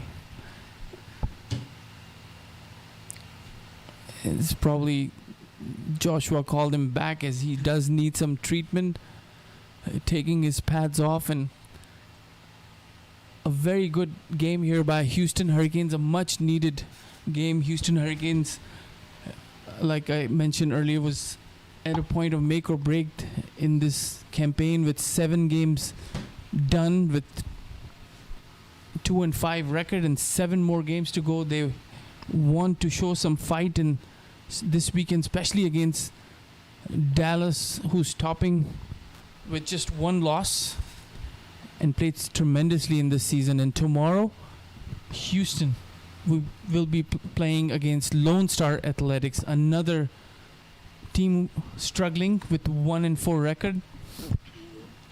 Yep, and tomorrow, crosstown rivalry. Obviously, both teams competing for bragging rights, I guess you could say, who is the better team in Houston, whoever wins that game tomorrow. For now, the action returns live. Josh Tromp ready to go. Jamalian once again to Gaurav Bajaj. This one chopped into the offside. Quick single taken to the point fielder. And pretty good over there for Houston Hurricanes in the context of the game. 10 runs off the over. And end of 15, the score is 90-1. And to take you through the last 5 overs, joining me will be once again the great Brian Walters. The great Brian. He's so soft-spoken. Oh, yeah. Everyone says he's so good-looking, and he never forgets to call. Hi, Mom. Born for your true self. The 2022 Tundra. Toyota. Let's go places. Well, still not won yet, but the key to winning this game for Houston would just not be to lose wickets, because they are effectively, their innings or their lineup is bottom heavy. In other words, you have the Ashley Nurses, you have the Matthew Trumps, you have the captain Usman Rafiq. Big hitters who can get you 14, 16 runs and over if they need to at the end. So if this pair at the top, and in fact 1 wicket has already fallen, but 9 wickets in hand going into the last 5 overs is a great place for Houston to be, particularly since they're only at this stage chasing 6.6 runs and over. Yep, and this is that 1 over we were talking about earlier with Mustafa. Nosh Kenjige is back. So far his figures 3 overs, 1 maiden, 4 runs and 1 wicket. Not something you would ever expect to see in a T20. Even a test match is probably quite rare now with the introduction of baseball. That Gaurav Bajaj down the pitch. Dot ball. If you are Houston, you will take a maiden every time in this over if at the end of this over there's still 1 wicket down. So Nush is threatening, but just don't lose any wickets to him and your job is made that much easier. Oh my goodness. I almost jinxed them. Almost served the easiest of catches to point. Luckily for Mr. Bajaj, the ball fell short at the fielder at point. We see Nosh, he's done a lot of work on his bowling, already been a great bowler, but he's added more skills to his repertoire. It's making it very hard to play. That one, mix up, trouble, and for some reason the short cover fielder lobs it back to the bowler, possibly because there was no one backing up, but I do feel if you took a shy there, that may have been a potential chance for a wicket. You get the sense that nerves are sneaking in just a little bit for Houston. Quicker delivery, looking to hike it away well over mid-wicket, and he completely missed it. So again, no need, if you have a team that has struggled as much as Houston has this year, you're showing signs now that you're almost expecting something bad to happen. But cooler heads have to prevail. You have to tell yourself that you're exactly where you need to be. Or not. That one, Gaurav Bajaj down the pitch. That should be 2.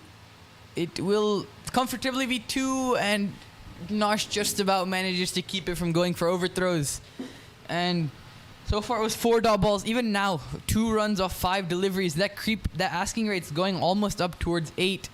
Not what you want if you're Houston. However, if you play out this over, then you know you can target the likes of a Nasir Jamali or a Bert Cockley, as much as they are very, very good bowlers on their day as well. That one into the pitch, pulled into the leg side, will only be a single. So a brilliant day's work for Nosh Kenji comes to an end. 4 overs, 1 maiden, 7 runs, and 1 wicket. Unheard of in T20 cricket. Absolutely brilliant bowling by Nosh Kenjige, but his team, I think, is staring down the barrel here unless they can take a bunch of wickets very quickly. The score is 93-1.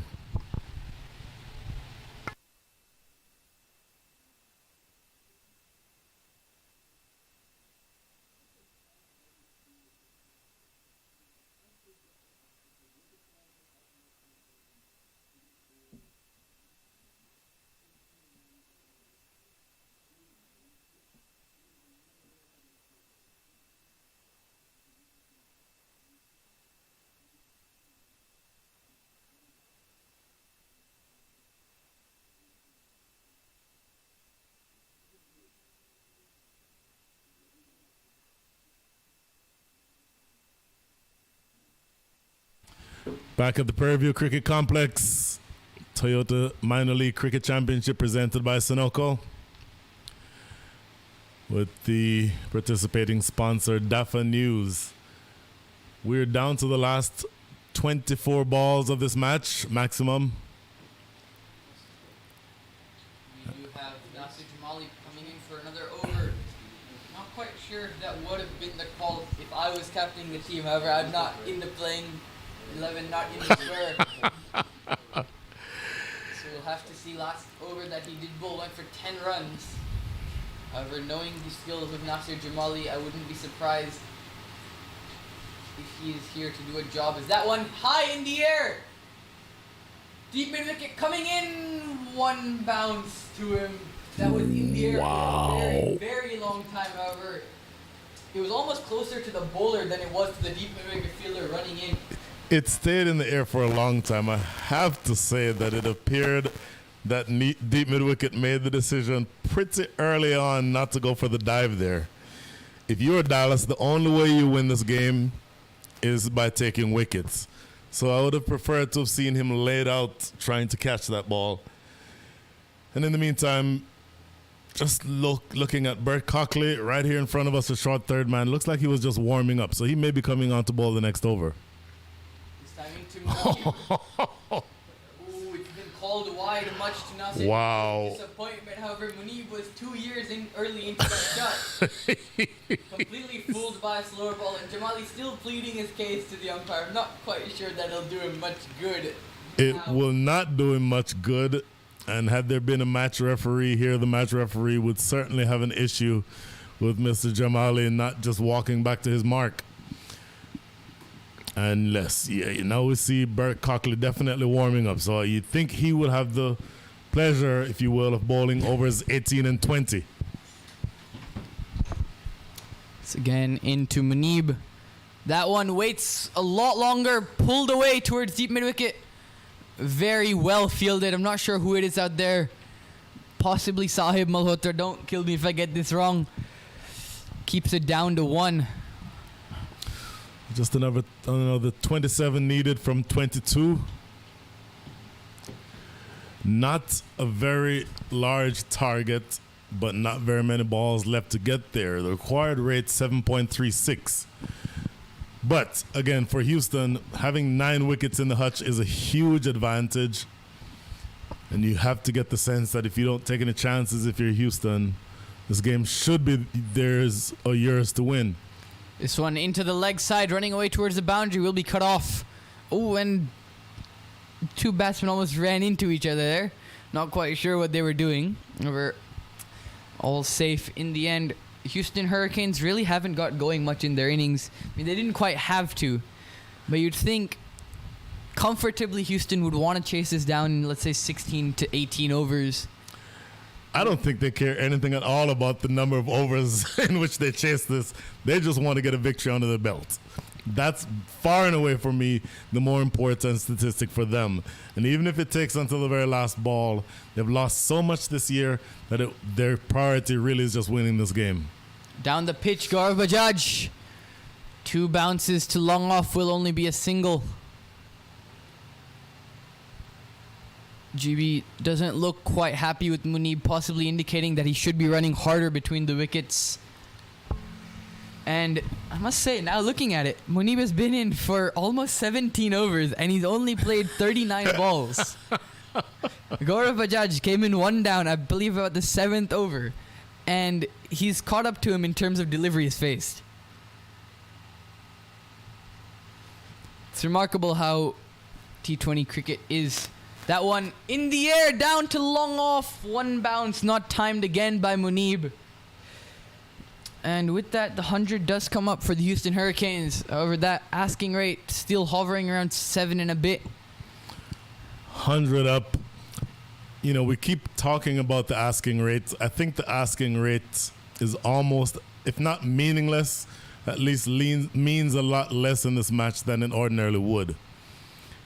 We're only now 23 runs away from victory if you're a Houston Hurricanes fan. That's 4 strokes from Ashley Nurse's bat.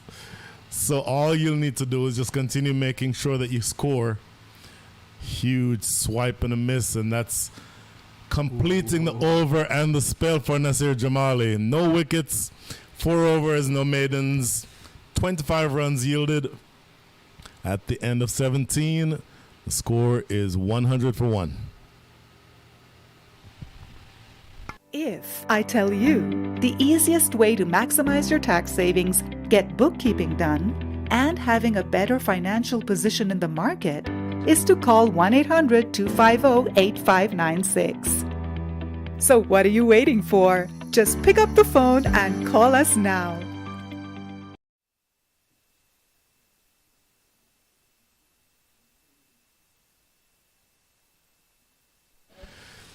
So maybe we don't know what we're talking about, Pratir, because instead of Bert Cockley coming on to bowl over number 18, Captain Sujit Gowda persists with Adnan Haroon. A big gamble, I must say, because Bert Cockley and Hussain Talat probably your most experienced bowlers in this lineup after Nosh Kenjige, or possibly even more experienced than Nosh Kenjige, and you'd think 3 overs left in this innings, you'd want your most experienced bowlers to bowl that.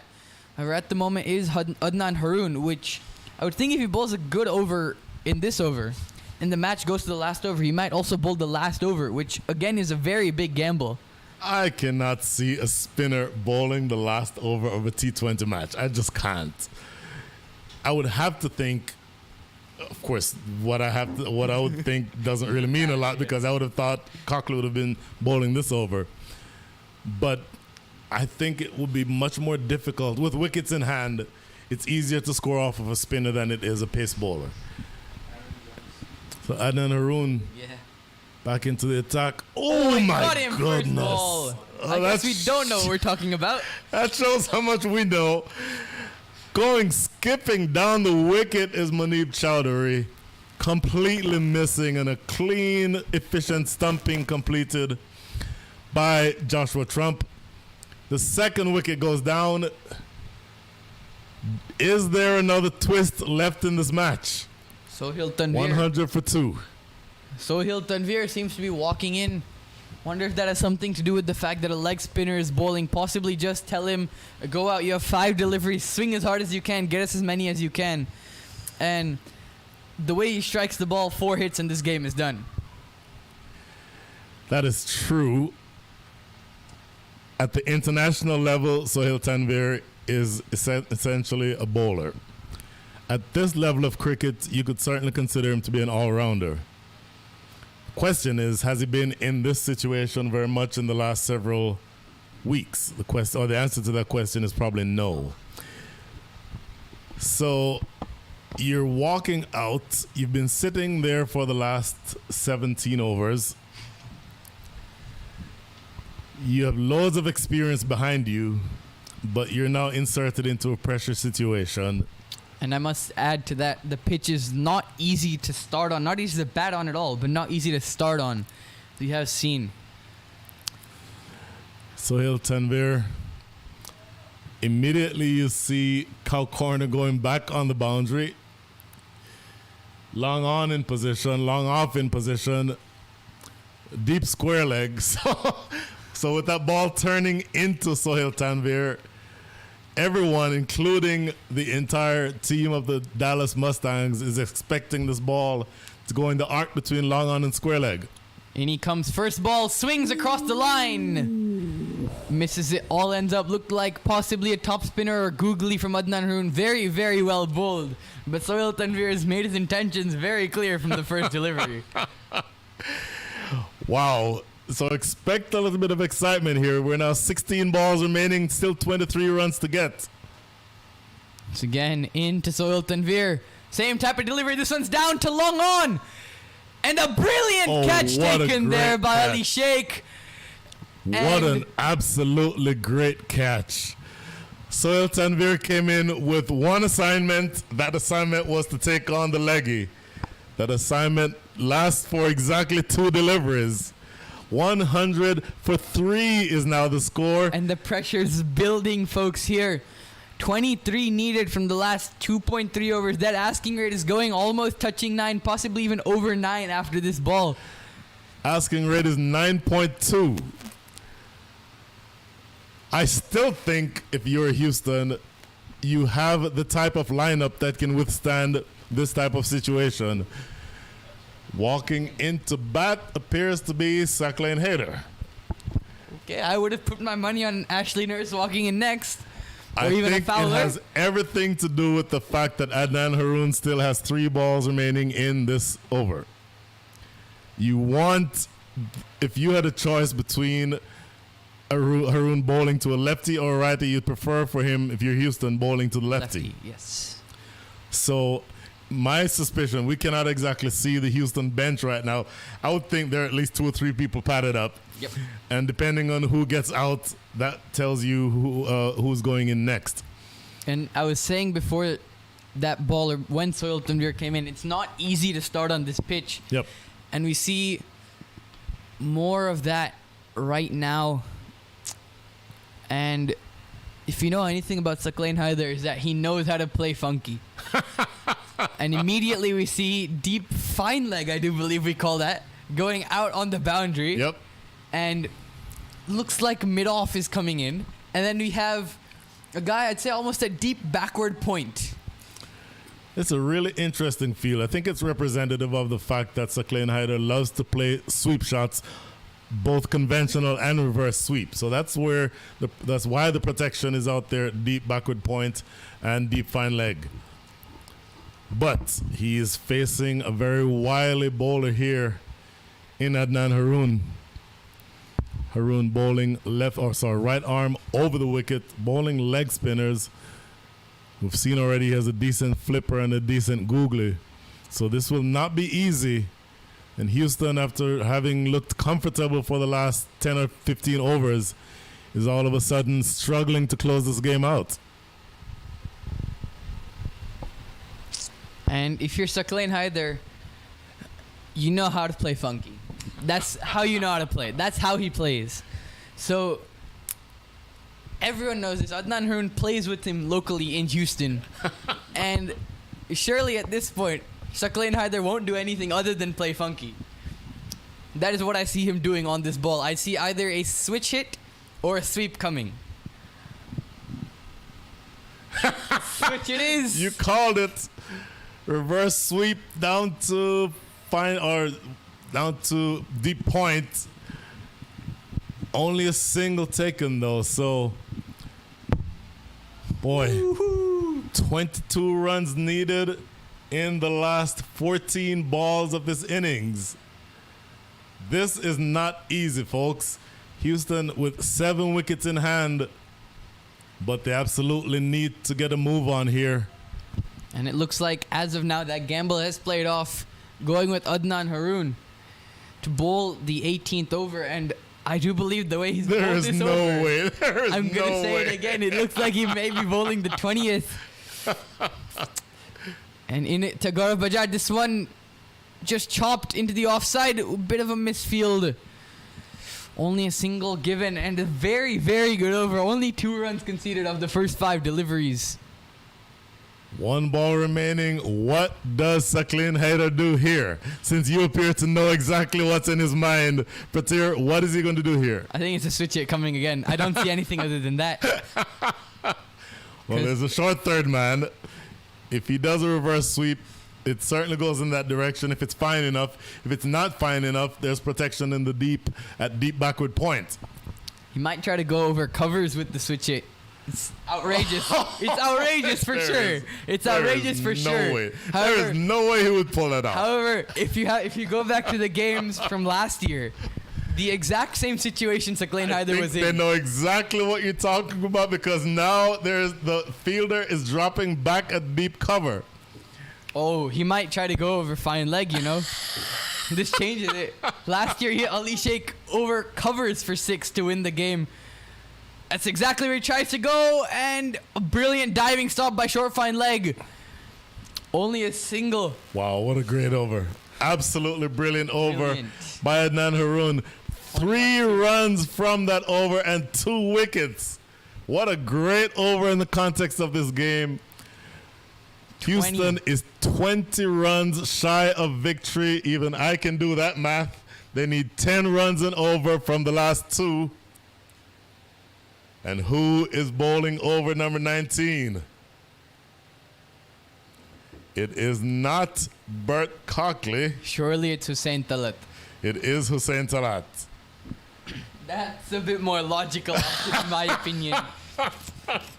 But I was saying before, we go back to the game last year. Ali Sheikh bowled the 20th over for the Irving Mustangs, it was called last year. Yep. And it was 15 or 16 off 4 deliveries. Saqlain Haider went paddle sweep, switch hit, and then he switch hit over covers to win the game. The most outrageous shot I've ever seen. Wow. And the way he was going in the last over, I was expecting that again.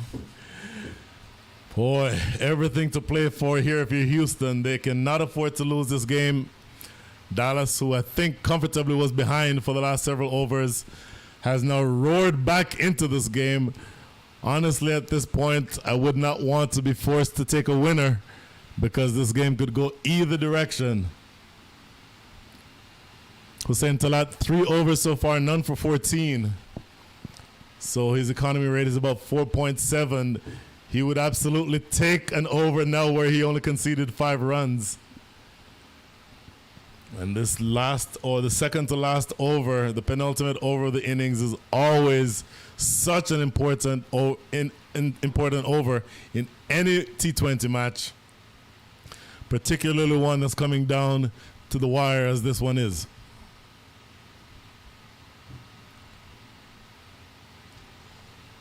And Hussein Talat, with all the experience he has, you think he know exactly what he's doing.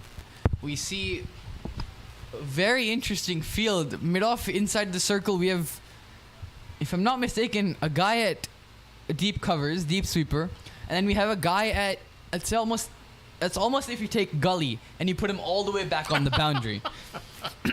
And as much as I don't want to say it, I feel like there's a reverse scoop coming from Saqlain Haider. This will be very interesting. Hussein Talat bowling over the wicket, right arm over. So he will be angling the ball across the, for the moment, left-handed Saqlain Haider. Let's see if he stays that way.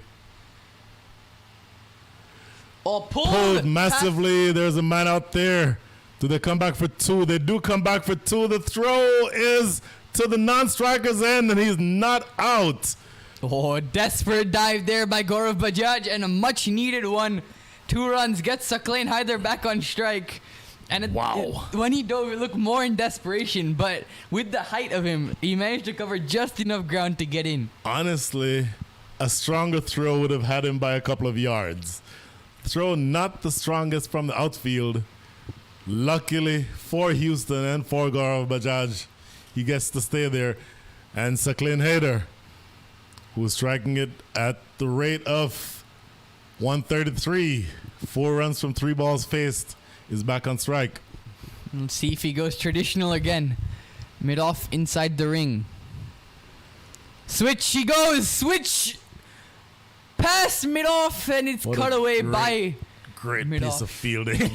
So, not quite getting past that fielder. I tell you what, just looking at Saqlain Haider's reaction, you can tell he's upset that he didn't time that properly. Had he timed that properly and gotten it in the gap, that would have gone away for 4. And that probably would have been the most outrageous shot of the whole minor league. My goodness, he is truly talented, being able to play those reverse sweeps and switch hits. That one he did not time perfectly, and only getting a single for it when very easily could have gone for 4 had he gotten through that inner ring. And wow.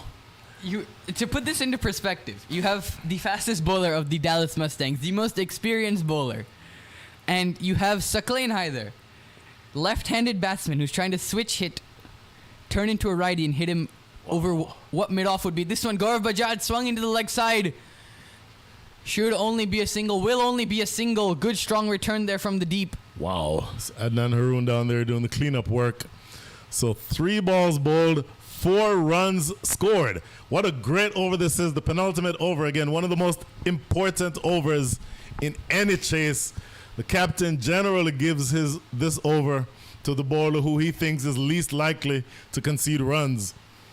And so with 3 balls remaining, if you are Hussein Talat, you're going to want to close this out strongly. But you also have a very difficult customer up against here in Sakleen Haider. So does he switch hit again? And looking at the field, there's acres. Well, there's not acres of room because the extra cover fielder just walked over to have a conversation with Hussein Talat. But it will be interesting to see where the gaps are in the field as Burke Cockley, standing at mid-wicket, is imploring them to hurry up and get things moving. And what are you thinking if you're a Sakleen Haider at this moment? You've just switch hit the most experienced bowler on this team. That gap is still there, the one that he just tried to switch hit. So if he wants to go for that again, it's there. However, now, the angle, if you are Hussein Talat, you absolutely going around the wicket to him. So, if I am Hussein Talat, I'm doing one thing. I am targeting the base of leg stump. That takes the conversation about switch hits entirely out of the picture.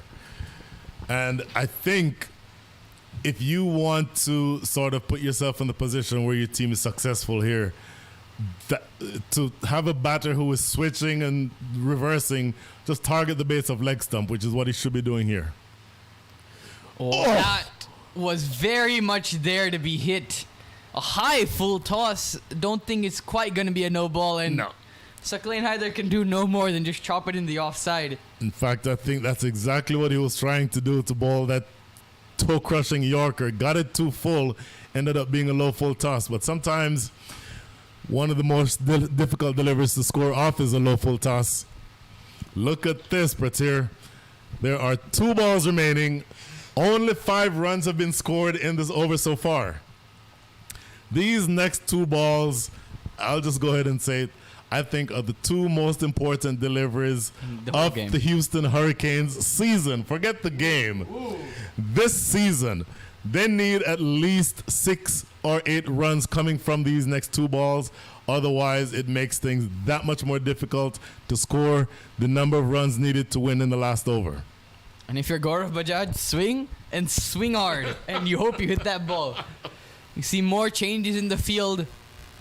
Looks like mid-off possibly is coming in. We have deep third man going out. Yep, mid-off inside the circle. So we have 3 men patrolling the leg side boundary. Oh, no, in fact, it looks like 2 men patrolling the leg side boundary. Square leg also inside. So maybe this will be a wide Yorker. It certainly feels like a wide Yorker because you have third man on the boundary and you have deep backward point on the boundary. This is coming down to the wire. And again, if you're Houston, you have work to do here. To Gaurav Bajaj, that one swung away. Just to long off. Sakleen Haider thinks about it, but there's absolutely no chance they're going back for 2 there. And 14 runs needed off of 7 balls. Can this be any more nerve-wracking if you're a Houston Hurricanes fan? I think if you're a cricket fan, to be completely honest, you'd think 6 overs, 43 runs to win, and that would be absolute raps. We had a gentleman in the commentary box a little bit ago when I was on commentary with Mustafa. He said, "Forget about this game. This game is about done." And well, it's now far from done at this point. Exactly. What does Sakleen Haider do on this last delivery of the 19th over? Mid-off still inside the circle, so is extra cover. Telegraphs the switch. A dot ball to end things. A switch hit is his undoing. Had he been standing in a normal batting position, that would have been outside of leg stump, a slower delivery. He could have hit that right over here to us in the commentator's booth. As it is, he attempted the switch hit. A dot ball closes things out. And all of a sudden, Houston is staring down the barrel. They need another 14 runs, and they need them in 6 balls. Who's bowling? Burt Cockley. Burt Cockley. Burt Cockley. Are we sure about this move, Sujit Gowda? Are we sure we don't want to go back to Adnan Haroon? There is no way he would have gone back to Adnan Haroon. Hold on. Wait a minute. Hold on. Wait a minute. It is another. Looks like it at the moment. They changed.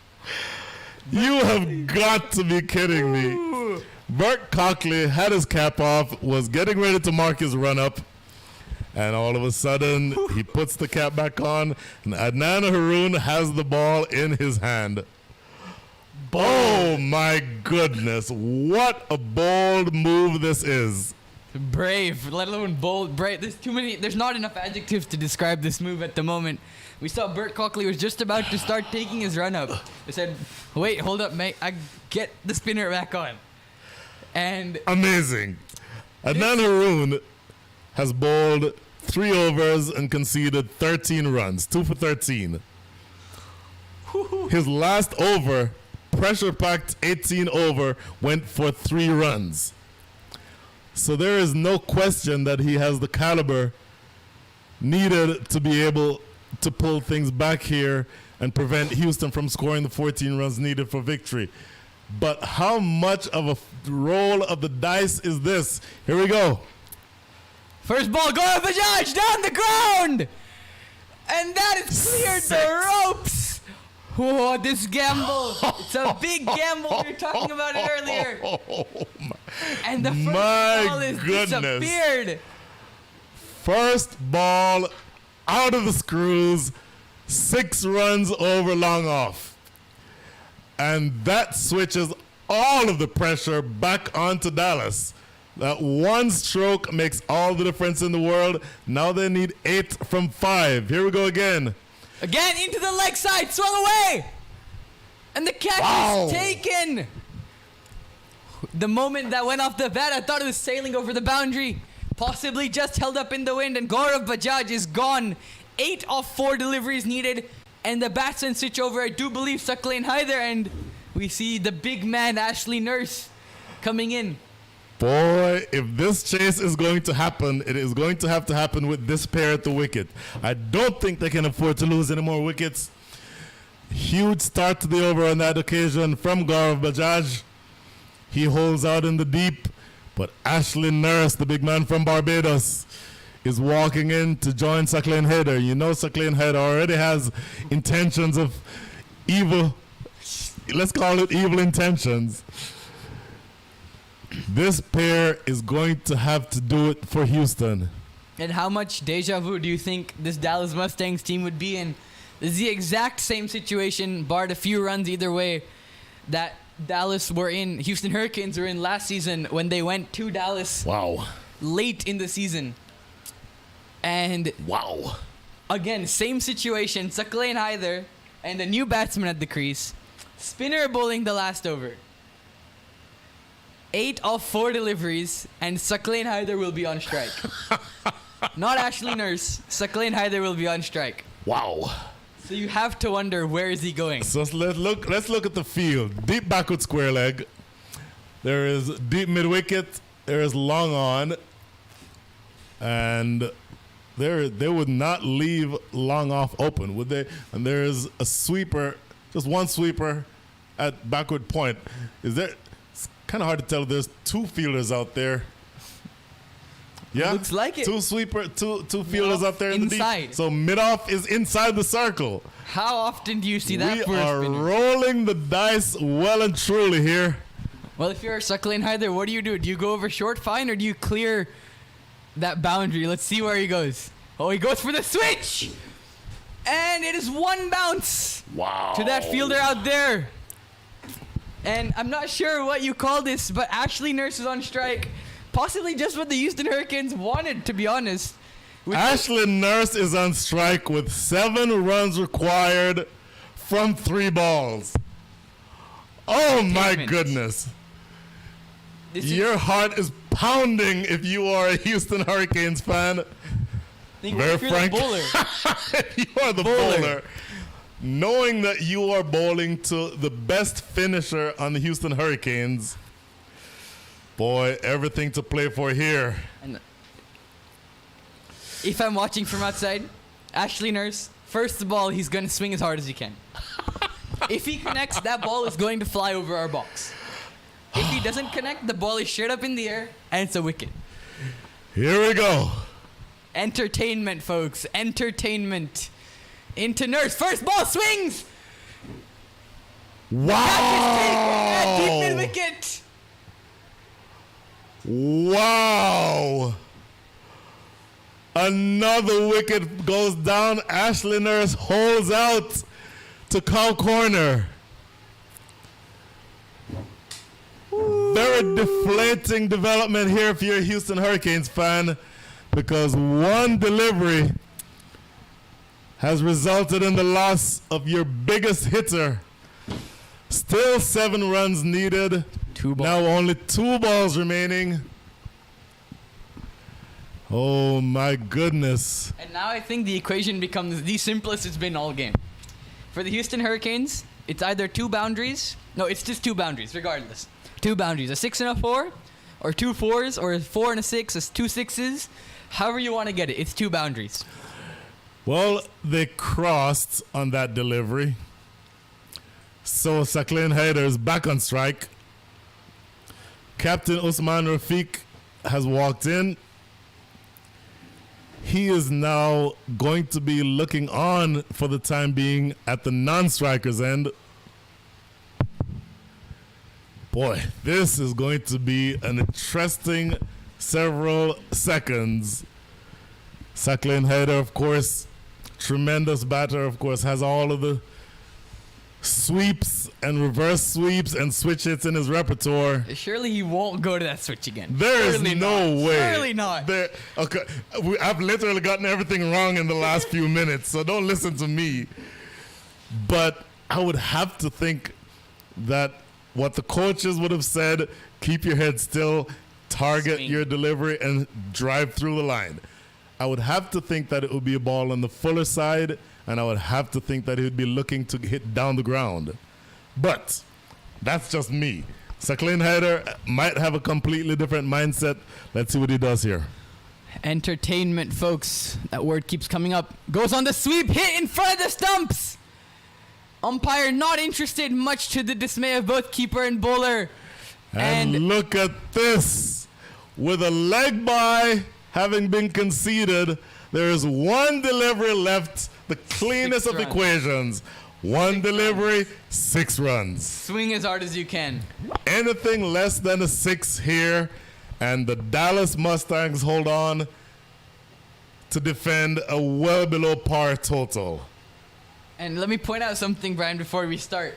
Just earlier, just a few hours today, in the Vitality Blast, it was 5 off 1. The bowler got the batsman bowled. Everyone celebrated, and then the third umpire gave it a no ball. They had to re-bowl it. Eventually, they won the game in the end.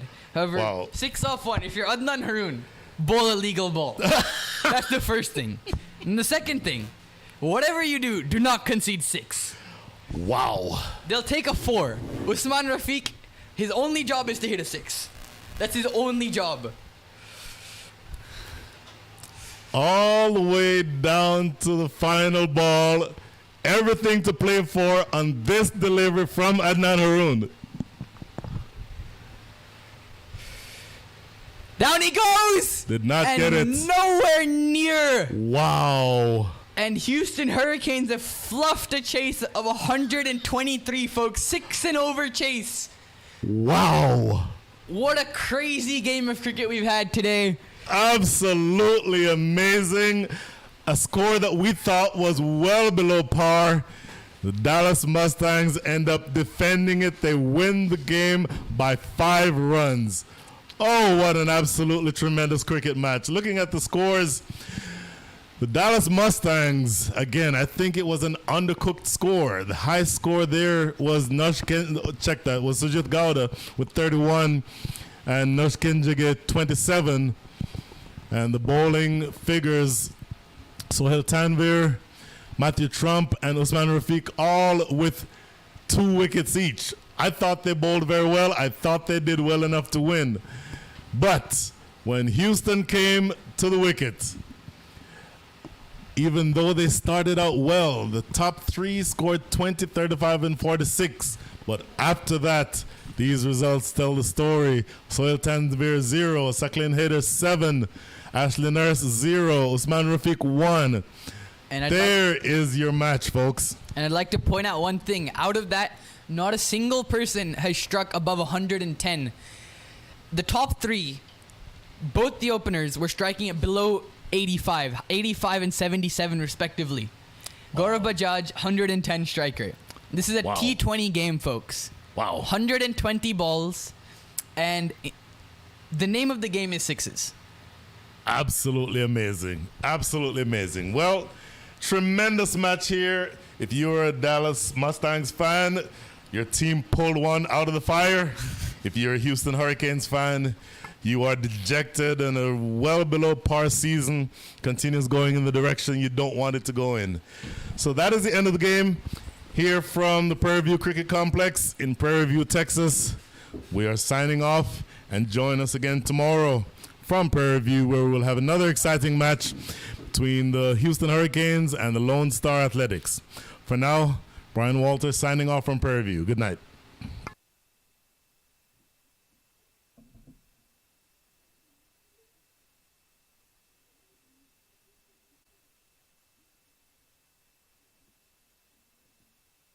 Bullish delivery and driven thick outside edge, really trickling down to short third man for a single. Coming in once again to Munib. Looks to play, and that looks like for the Dallas Mustangs. We'll come back to that after this ball. Into Munib. Flicked away, and it's running away past Burt Cockley at short fine leg. May get a bull. It's Cockley in again, and this is cut away fiercely. Oh, what a shot. Very ordinary delivery and being able to thwart that delivery. Oh, he absolutely gave it away.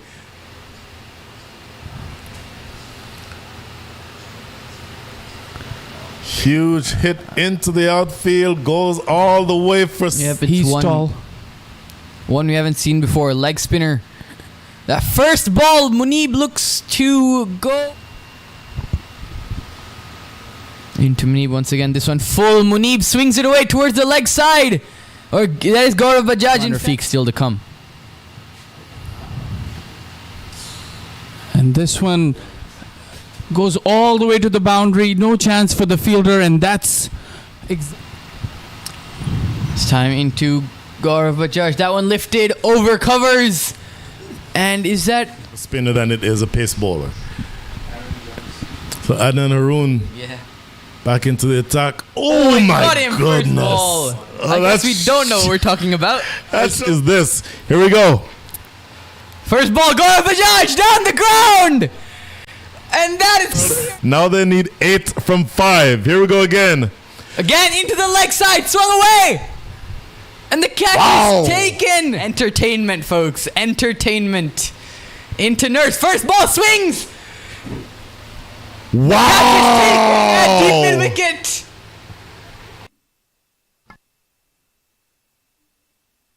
You're watching the Toyota Minor League Cricket Championship, presented by Sunoco.